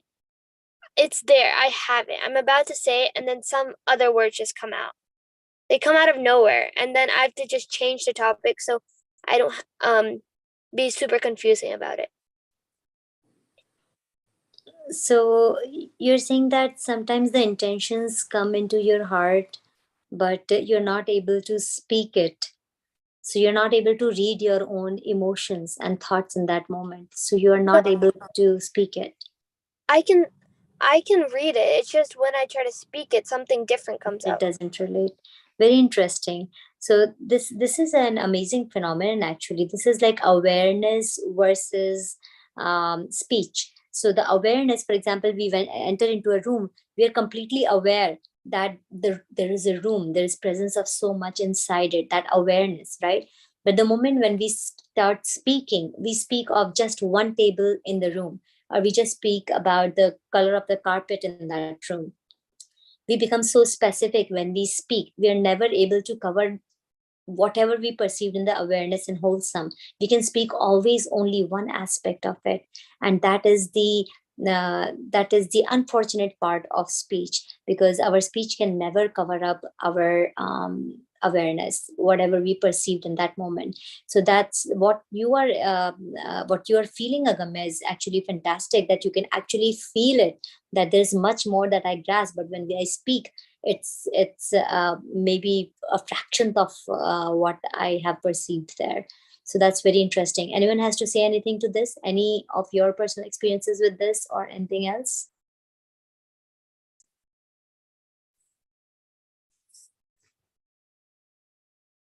Godia. I was gonna like not really about that, but like I feel like your tone usually gives it away. Like if you're talking to someone or if you're like annoyed with them, you're probably gonna try and like avoid them or something, and they can like usually tell.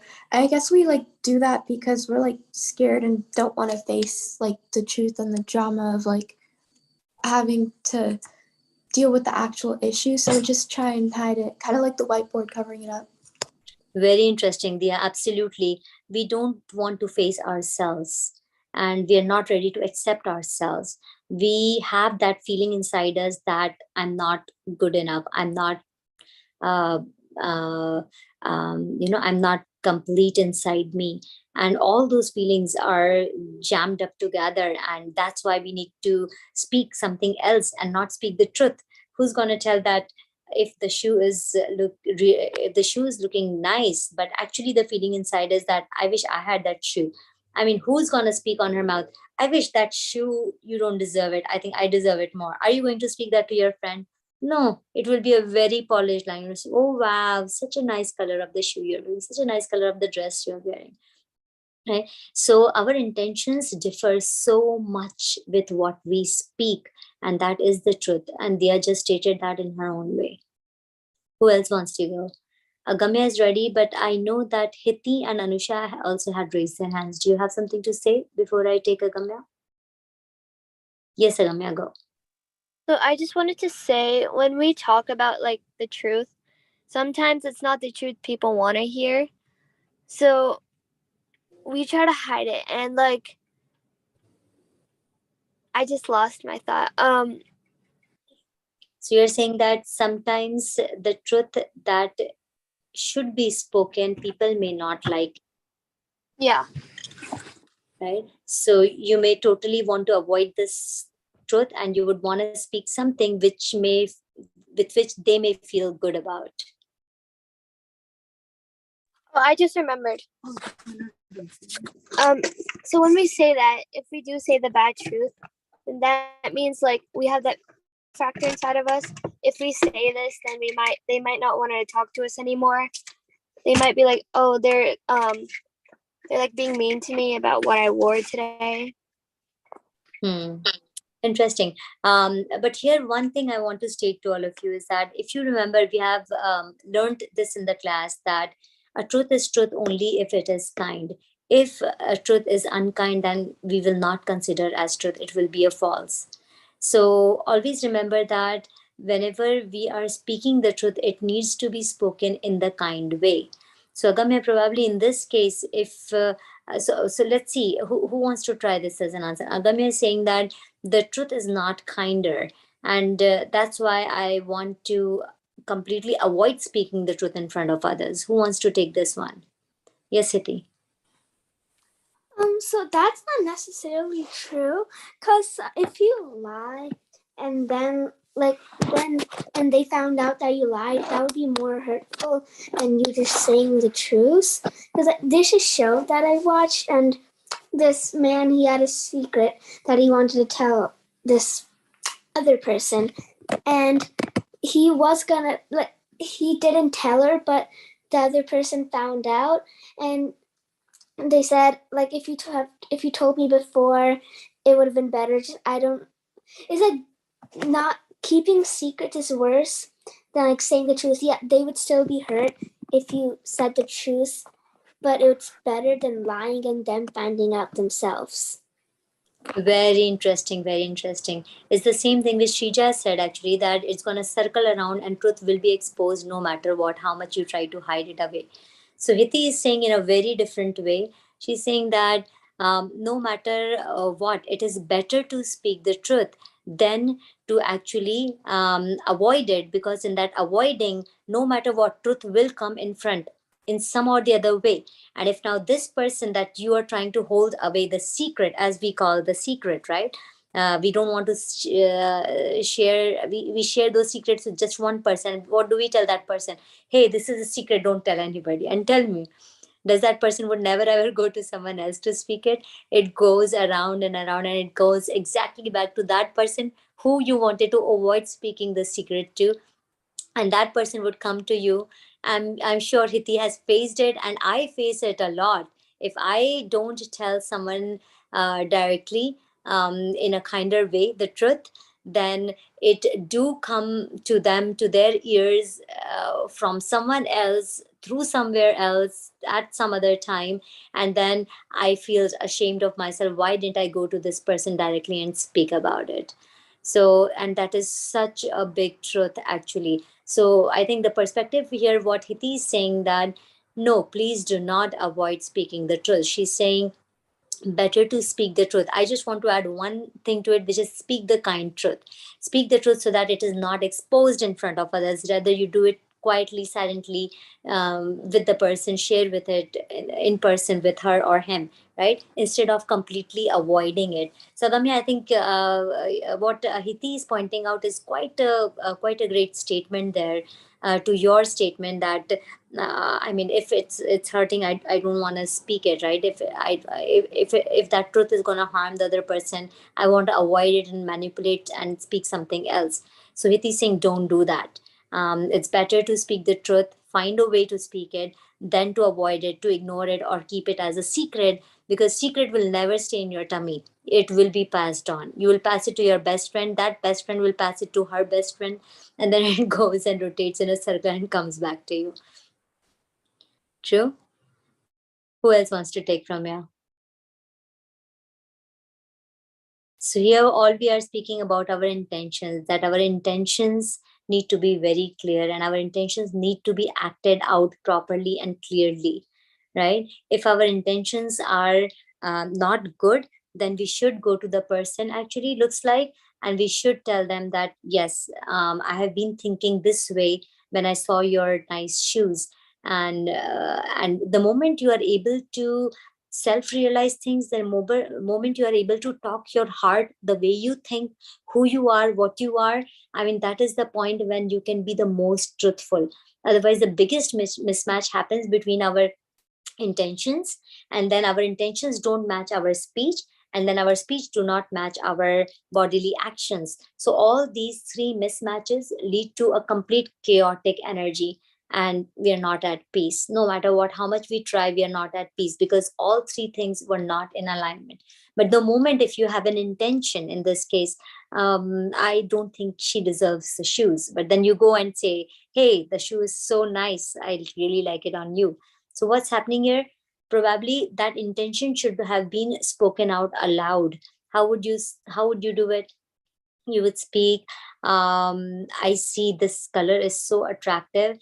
Somehow I had this thought that you don't really deserve it and I should have it. And I just wanted to speak my thoughts to you aloud so I can self realize myself. Let's be more open. to what and at least now our actions are matching our speech, right? We are not going to defy our action. We're not going to do a false action with our face. Whatever we are reflecting is being reflected through our face, whatever intentions we hold. So let's try more and more to match those three things. It will save us from a lot of things. Look at the example of again I go back to the same example we took, Ishwar Chandji. So simple. The only thing he did was to just wipe off the spit and move forward, right? So simple an act. And because he did not perceive the spit as a problem, he moved forward with it, right? And look at the other person. The other person had to go through so much manipulation, as said.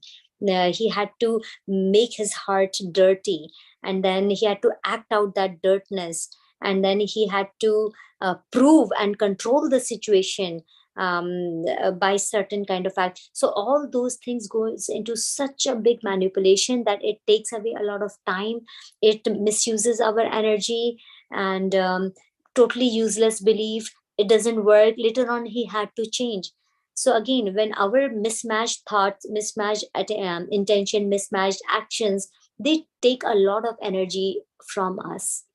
It's not worth it. It is more of a waste of time, because we keep on manipulating, we keep on trying to save ourselves from these situations. Ultimately, what happens, as Shija said, Hiti said, we have to face the truth one day. We cannot run away from it. So it's a very interesting phenomenon, and we need to, this is so subtle, we need to watch it every single time. Go more deep, talk to yourself, raise some questions here.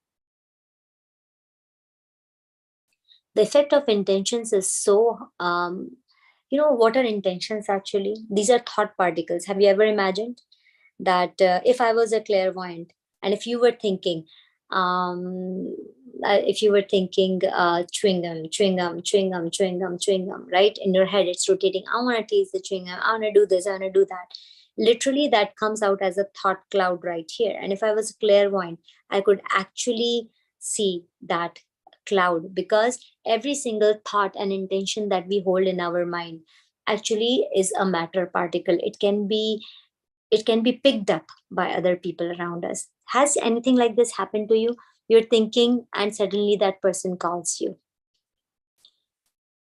Everyone faced it, and more, I'll tell you one more thing. So many times it has happened. I'll think I like to wear a white color today, and I leave that thought particles in my cupboard, in my almirah, and suddenly one of my kids come around and picks up that vibration and goes to his room and actually picks up a white shirt.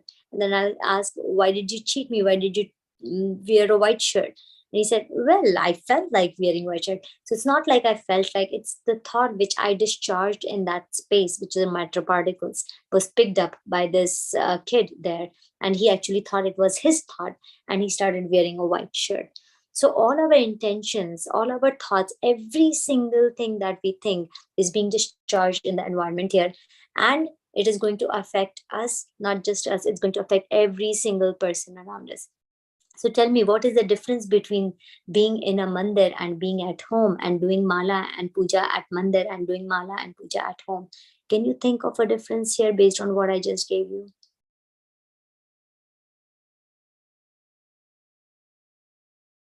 Yes, Agamya. Like in mandir, there's not like that many things to focus on. As soon as you go in the temple, you forget everything that's in your personal life, and you just focus on the good things. I get the opportunity to come and pray here for a little bit. Other than at home, maybe the gas is on. I have to do this quick to get the gas, or, oh, the laundry machine's almost done. I need to go fold the clothes quickly.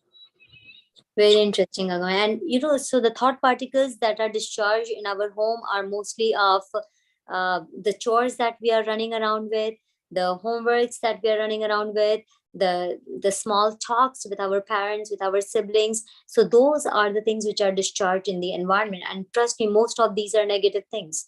But in the temple, every single person goes through this thought, which Agamya just noted. Every one of us, when we go to the mandir, we just want to leave behind our world, our personal world behind. and we want to just dwell in the positive energy. So if everyone is coming from the thought process, imagine the matter particles which are being discharged in the mandir. And when anyone else who enters into that environment gets a quick upliftment of his or her own thoughts, right? So why that is exactly the difference of chanting a mantra or mala in mandir and at home. It's a huge difference. One is a place where it is muddled thoughts, clouded thoughts, and you'll be picking up a lot of vibrations around you. And another is a place of a lot of clarity, where no more negative thoughts are discharged, only positivity relies. So from here you will move from your vibration of Namokar mantra to a much higher level. That is why the place has so much importance. Yes, dear. I heard of this term once. It's like a sense of place, and basically that is like when you're like at a certain place, it kind of just gives like a certain vibe. Like that kind of reminds me of that, because when you're in temple, you have like a more of a clear mind, versus when like you're at home, the vibe there is like different, like kind of like that. Yeah, exactly. Dia, what you are pointing out is there is so much thoughts that are being discharged in these environments that you can think a great idea sitting at home, but probably when you go for a walk or you go to a temple or a place where these thought particles, for example, when you're taking a shower, these are some energetic places where suddenly great ideas can just pop up. And the reason is specifically because you get a positive thought process to move forward from, instead of the negative thought process to draw you back. Yes, Hiti. I just kind of want to add on to what Dia and Agamia said.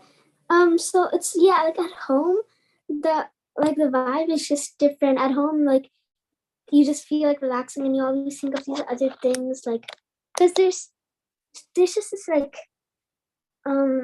let's say memory, like you have a different like memory at home than you do at mandir. I don't know what the word for it, but like at mandir you see Bhagwan and all you think about is Bhagwan, but at home you see all these things, it's chaotic, and you start thinking about things you have to do and other stuff. Yeah. I love how you use the word memory, Hiti. I really love it. And actually now I'm observing it is so.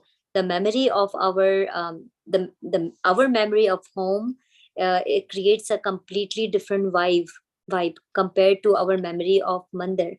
Probably and that is actually creating such a big difference. It's like two different worlds, right? I mean, we are not the same person when we are in mandir, and we're not the same person as we are at home. It's like two different intention holding or memory holding people right there.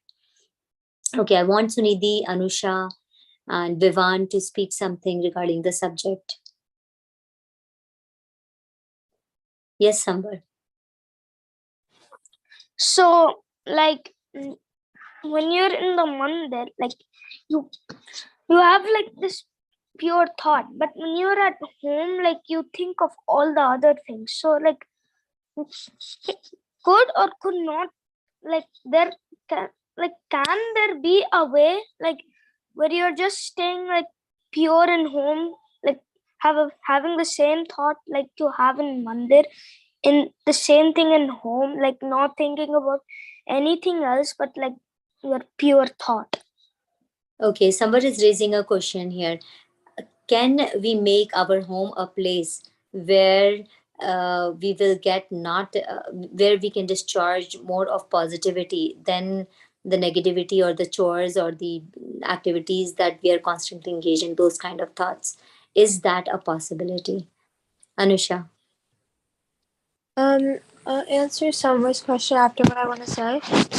What I was gonna say is that in the mandir, like whenever I step inside the mandir, all my outside worldly thoughts are gone, and I only think about Bhagwan and my soul. I don't pay attention to anything else. I just think about my soul. I think about Bhagwan and how he's in my heart, and how I I want to be just like him. Like he's my inspiration, like my path.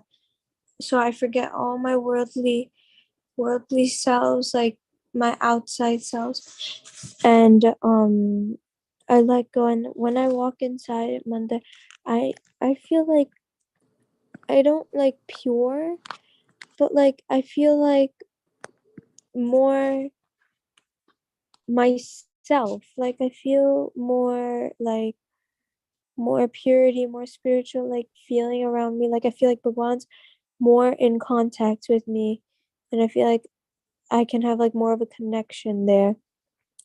Okay. Very interesting. Actually, Anusha, this is such an important factor. If in the mandir you can really connect yourself with the greatest potential of yours, which is Bhagwan right there. It is so hard in general for any of us to do that. Whenever we go to mandir, we are so much worried about what we are wearing, how we are looking, how many people are there in the mandir, is the mandir properly clean or not, or are people doing properly the abhishek or not, what they are singing.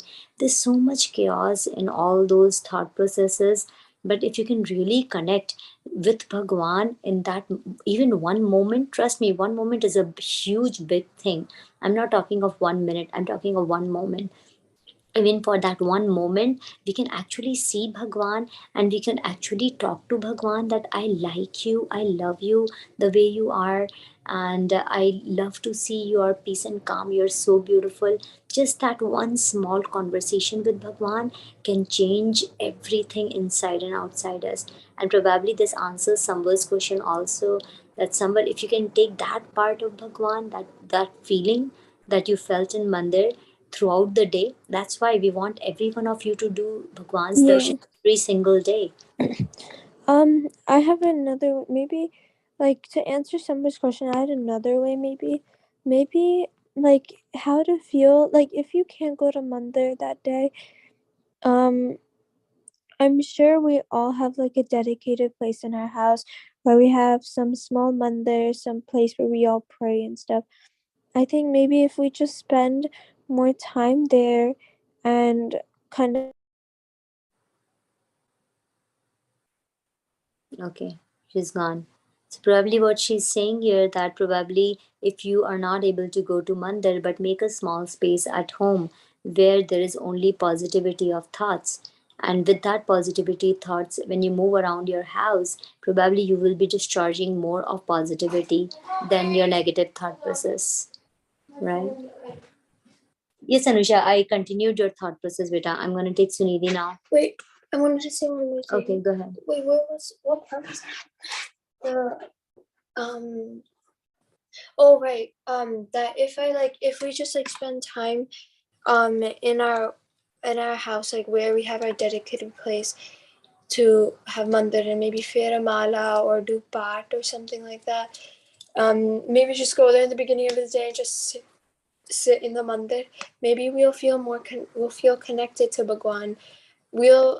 I know we'll always be feeling if you What you are believe, saying is true, Anusha, but the thing is, again, the effect, remember, we just spoke about it, that mandir's vibration, every single person who enters into the mandir's environment leaves an intention of something positivity. And thousands, hundreds of people going in that space and leaving a positive thought emotion, you are definitely being uplifted there. Maybe in home you'll have to create that thought. That's the difference.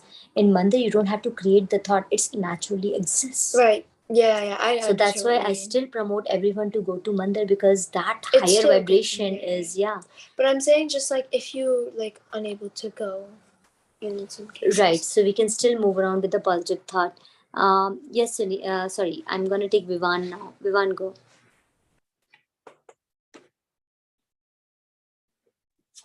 I could maybe relate to this this vibration.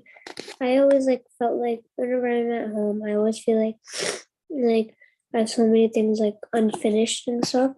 And then when I'm in Mandir, I feel like all the good stuff I could do, like puja and part, mala and darshan, and it feels better. You're able to concentrate more there to do all these activities. You feel the difference. Interesting.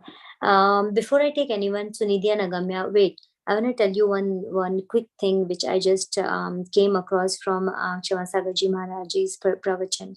So there was this thief actually, and this thief was, and he was a very good thief. He was able to steal just anything from anywhere, and never had a second thought of not stealing. And one time this thief went to steal probably a necklace from one of the princesses neck, and on his way back he was going through a what do you call khandar, which is like the abandoned an abandoned kingdom, broken apart, an abandoned kingdom, an abandoned house probably, or some abandoned wall structure, which was half of it was broken, and he was passing through that khandar. And suddenly in that moment he had a thought that what am I doing? He for the first time in his life he felt, what am I doing? Am I stealing? And is this a good thing to do? And after passing from that place, he said, what happened to me? Like, never such kind of thought, never such kind of conscience has come to me. Why this time? What happened? And he was a little worried because he was full on intention on stealing, and that's the best thing to do because he thinks that it's justified, and he has formed a complete opinion that I can live only by stealing from others. And why, for the first time in his life, he felt that his conscience was telling him that maybe there's a better way out than stealing. He got confused. So that was the night time. In the morning, when he goes across that same khandar, and he asks one of the people around, what is this place? And it was such a strong voice in his head which told him, don't do this. It was such a strong voice in his head which he never felt before. So the people from the area, they told him that this place, the khandar, the walls that you see, belonged to a temple one time. There used to be a mandir here, and that mandir was destroyed over the period of time, but the walls of this mandir are still maintained here. That's how the strength and the strong vibration of a mandir is. You know, every single placement of that brick wall, marble, what you see inside the mandir is used with such a great intention that it has the ability that we can talk to our conscience. That's just only the place in the whole world where the structure itself of the mandir and the vibration inside it actually allows us to talk to our conscience. No matter how negative thinker we are, no matter how bad day we have had, no matter how much of the worldly things we have been doing, but the moment you enter into the mandir space, this particular surrounding and the area and the vibration has such an effect that you will be able to talk to your own inner conscience. And remember that your inner conscience is exactly the mirror of Bhagwan. Bhagwan is no one out there, just a mirror who can reflect your own inner true state. That's what exactly Bhagwan is. So that is such a powerful combination right there. And that's why what all you are speaking here is because you're able to connect deeply with your own inner core. That's why you appreciate that space so much. You're able to talk to Bhagwan like Anusha, or you are able to concentrate more deeper when you are doing these chants like what Bhagwan said. Yes, Sunidhi. So I totally agree with everyone else that it's very true that Bhagwan does physically liberate you. But another thing to point out is that we wouldn't be able to understand all of this stuff without the adults around us. Every day, what page is it? Or how you're teaching us right now. So it's you can't do it without the help of others. You mean to say that you always need some kind of guidance in order to be someplace. That's true, Sunidhi. The effect of I call it guru. You know, the effect of guru is so huge that probably if we want to read, suppose a book in front of us ourselves, it may take us long time to understand it.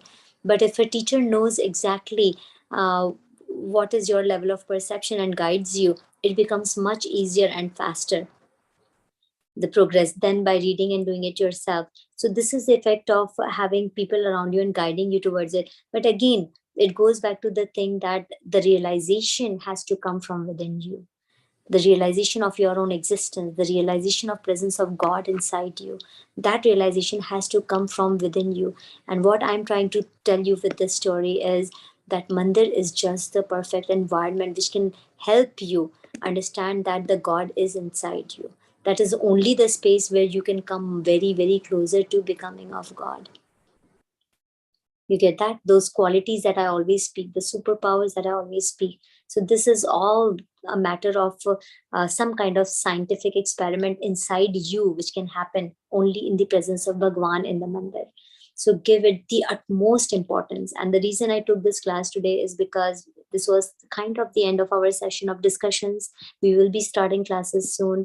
But I really wanted to understand the intentions that we hold in our heart and how important it is, and how clear it gets. I mean, one place where your intention, your speech, and your actions can become one is mandir.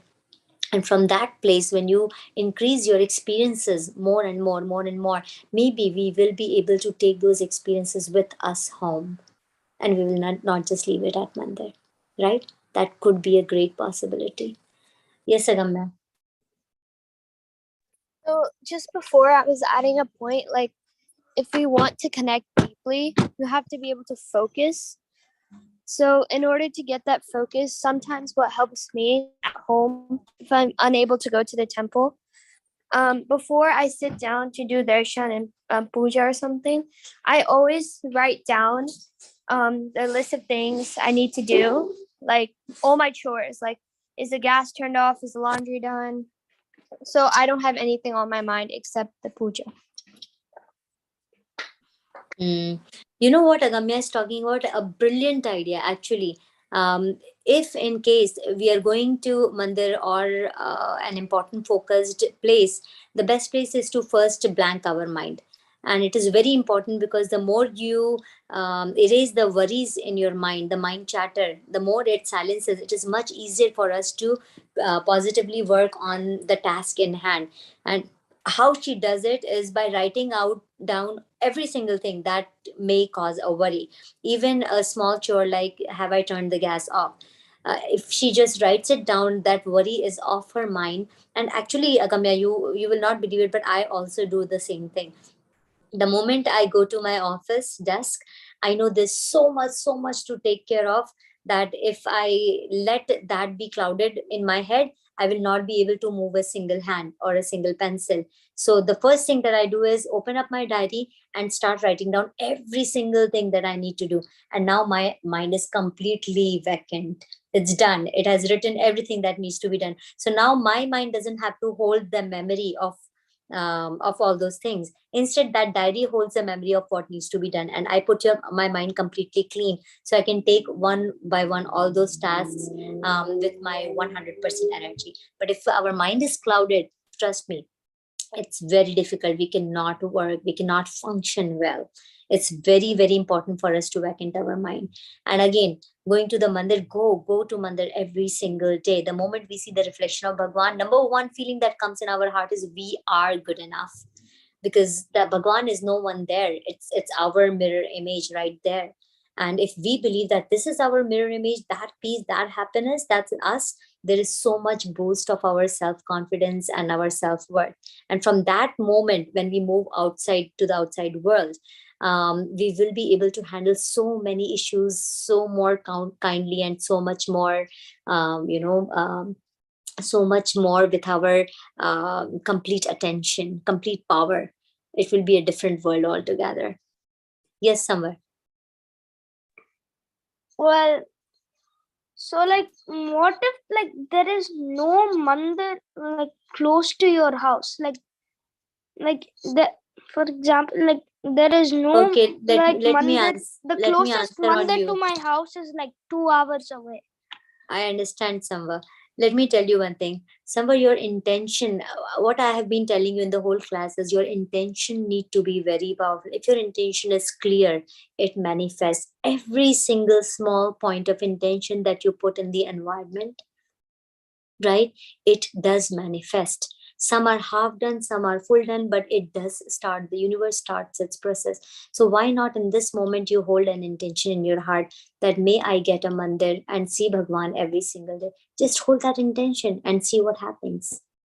Every single thought is a matter particle. It hits the environment and universe gives response to it. Don't question it. See it as a solution that right now, this is giving me an opportunity to hold a clear intention. Just do it. I did it, when I moved to California, very young. I was just 20, I think I was only 16 years old. And in that moment, I did hold this intention that I want to be only in spaces where I can go to Mandir, I can see Mandir, I can do Darshan of Bhagwan. And the year when we moved to California, that was the same year they decided to build a temple there. It was very interesting. I don't know how that happened, but there has never been a place where I've not been to a Jain temple. And here, when I moved to New York, it was exactly the same year. I think with the intention of the mandir was held, and it started beginning, and the whole mandir was ready when I got married and came to New York. So the intentions are so powerful. It works. Don't see it as a problem that I don't see a mandir. No, and trust me, never come from a problematic zone. Oh, there's no such thing. Don't give excuses. Always hold pure intentions. Your pure intentions will be so powerful that it will manifest right there and then. It will bring to you the clarity, and it can bring to you in moments actually. So always be in a possible zone. Always see possibilities. Never see that this is impossible. Pull it out from your dictionary. Always see that things are possible. And once you see things are possible, every single thing with your intention, physical manifestation, right away it happens and it works. Try it out yourself. Why don't you give small experiments and try it out? So somewhere I just gave you an intention to hold in your heart, right? Okay, perfect. All good. Everyone has good upvas, all sata. Okay. Okay, Hiti, you have a question? No, I'm just wondering, can you say the points? Can I? Can you say the points? Which points? The score, like the points. Like the score. I don't want to do that because I know you, half of you are in upvas, half of you are not speaking. But yes, Hiti, I'll tell you your score. You jumped up quite high from your score. So you have went from actually suddenly a jump from 30 to 55. That's a huge jump right there. Yes, Shrija. What is my score? Okay, Shrija is at 62. Agamya is at 50. Good job, every one of you. Trust me, it's not just you, but all the parents and everyone who has been listening to these conversations. Everyone has gotten so much insight from our discussions. And I feel we should do this more often. Every time we cover up a subject, let's do this more, right? Let's start talking about what we understood and how we practically we can apply to life. So maybe I take 7 days of your class, and the 8th day you teach me the class. What did you learn? What did you do with the concepts? And probably we can become more interactive and practically see how it applies to life, right? Okay, let me stop the recording first, because otherwise I don't know how to stop live. No, stop live stream. No, it's not stopping. Okay, what is it, Agamya and Prashant and some Agamya, go. I just wanted to say these classes really helped me go deeper inside myself and think more deeply, not on the surface, but dive down.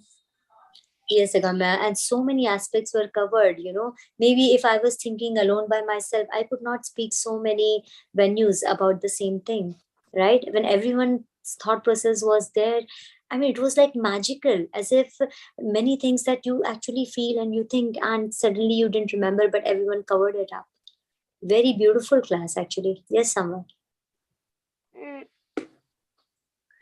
Like even if I wasn't here like the full 10 days, I mean I still learned like a lot. Like Same here, Samvar. I feel the same way. I learned so much from you guys. Anyone has to say something for the classes these 10 days? Speak. Yes, Sunidhi. Well, I mean, these past, it's been a lot of fun. I mean, we've been like learning so much more, and it's so interactive that it's just like so easy to like put your opinion and seeing what other people would say. So beautiful, Sunidhi. Absolutely. After kids are done, I want all the parents who have been listening to these classes to speak your perspective too. Go, Hiti. I also want to say I really enjoy these classes because I like how we get to say like whatever's on our mind. Like it's interactive and you get to see how other people think too. Right, Hiti, and it was so open, right? We were not fearful or scared of any of our thoughts. Whatever thought is coming, we are so open to speak to each other about it, right? An amazing space to be who we truly are and to speak our mind. So nice, Hiti, absolutely. Yes, Dia. I think I actually like that teaching style a lot more than I thought I would. I know. I was surprised to see you coming every single day.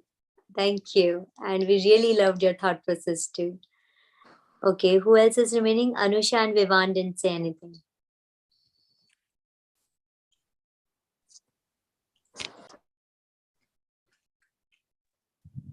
I was gonna say I really enjoyed it, and it's nice to be in active discussions like this. Like you tend to learn a lot more, and you tend to understand more on a deeper level, not only with yourself but with like other people. But you can see how much deep you can go. Like I didn't know that I could think such deeply in such situations. So true, Anusha. It's actually through the discussions only we can understand what we are thinking, what we are feeling, right? If we don't discuss, we don't get an opportunity to even elaborate our thought process. Maybe it just comes and it goes, but we don't know what to do with those thoughts.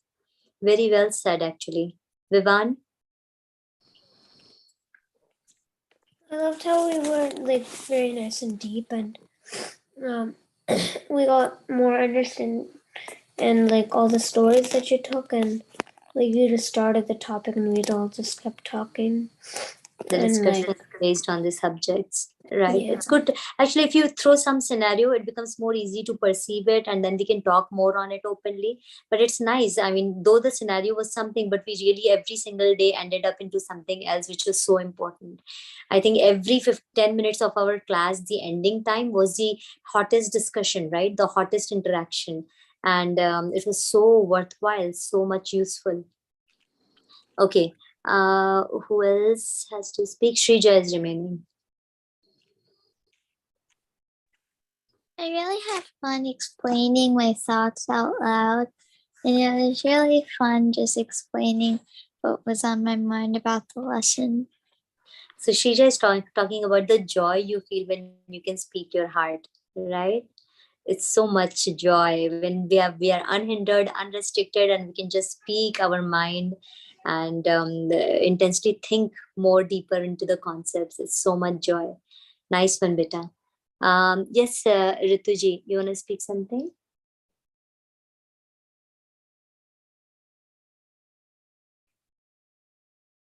Ritu's iPhone, the hands is on. Rituji, are you speaking something? Surbhi I cannot thank you and the kids for such like powerful, amazing evening discussions. It was a refresher course for me, the things that we have learned. But so Vivaan ने एक बार मंदिर में बोला था कि अगर आपको कुछ बाहर चेंज करना है तो you have to change the thing inside. तो आज आप जो बात कर रहे थे ना, intention, speech and the body language, so I experienced it today with my boss. पिछले कुछ दिनों से मुझे एक हफ्ते की छुट्टी लेनी है और मेरी छुट्टियां खत्म हो चुकी थी. I was very afraid to go to him and ask for the 1 week vacation.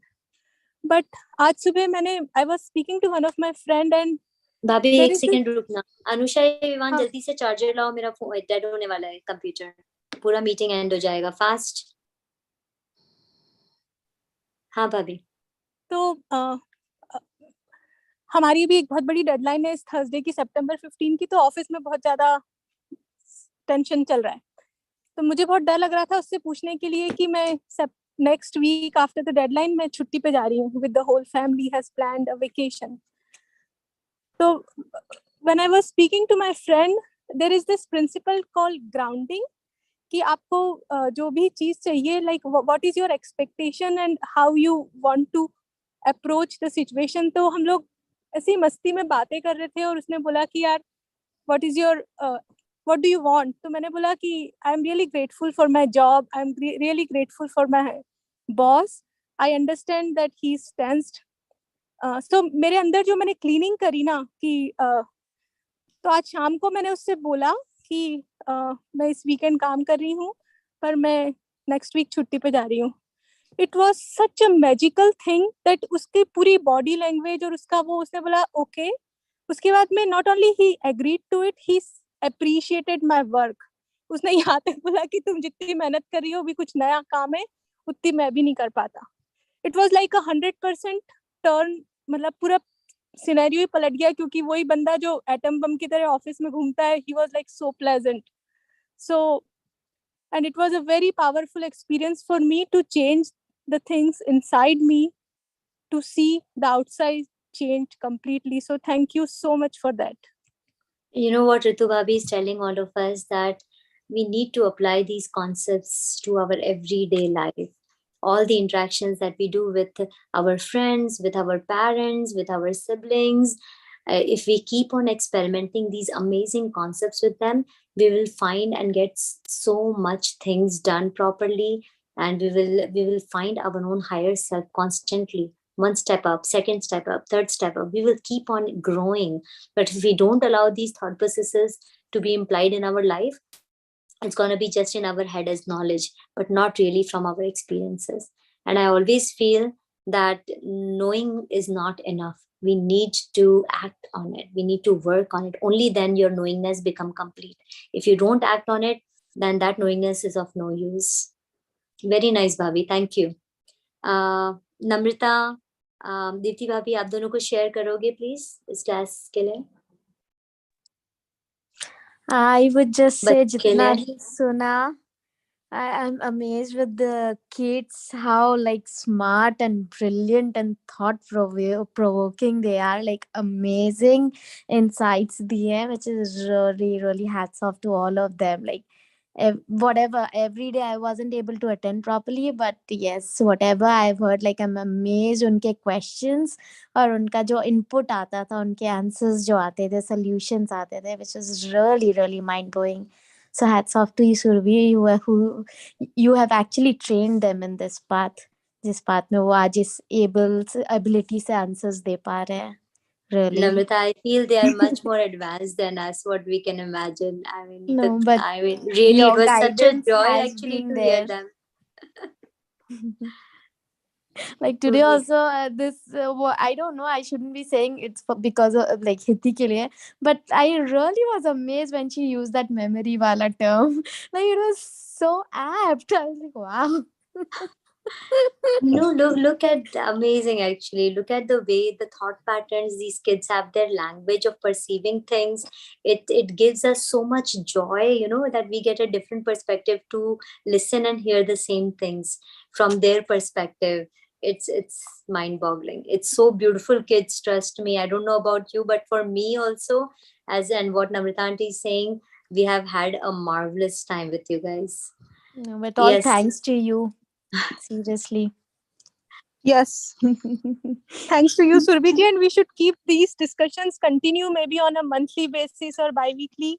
Like, iske aage kya hai 2.0, you know, like, please come up with the plan soon. Bhabhi, it seems like kids are enjoying this kind of interaction so much that it's good to keep this kind of discussion session every once, maybe once a month or something like that, so that we understand better in their language what is the perspective of those teachings. That would be fun. Dipti Bhabhi, aap kya bolo? हाँ, जय जिनेंद्र सभी को। बच्चों ने तो, मैं तो हिंदी में बोलूंगी पर बच्चों ने जो भी सीखा उनसे मैंने बहुत सीखा Surabhi ji, thank you very much. And उसको अप्लाई हम लोग भी करना चाहते हैं। बच्चे तो करेंगे ही, खैर बच्चे तो अभी से इतना सीख रहे हैं तो आगे जाके वो तो फॉलो करेंगे जो अभी सीख रहे हैं आपसे।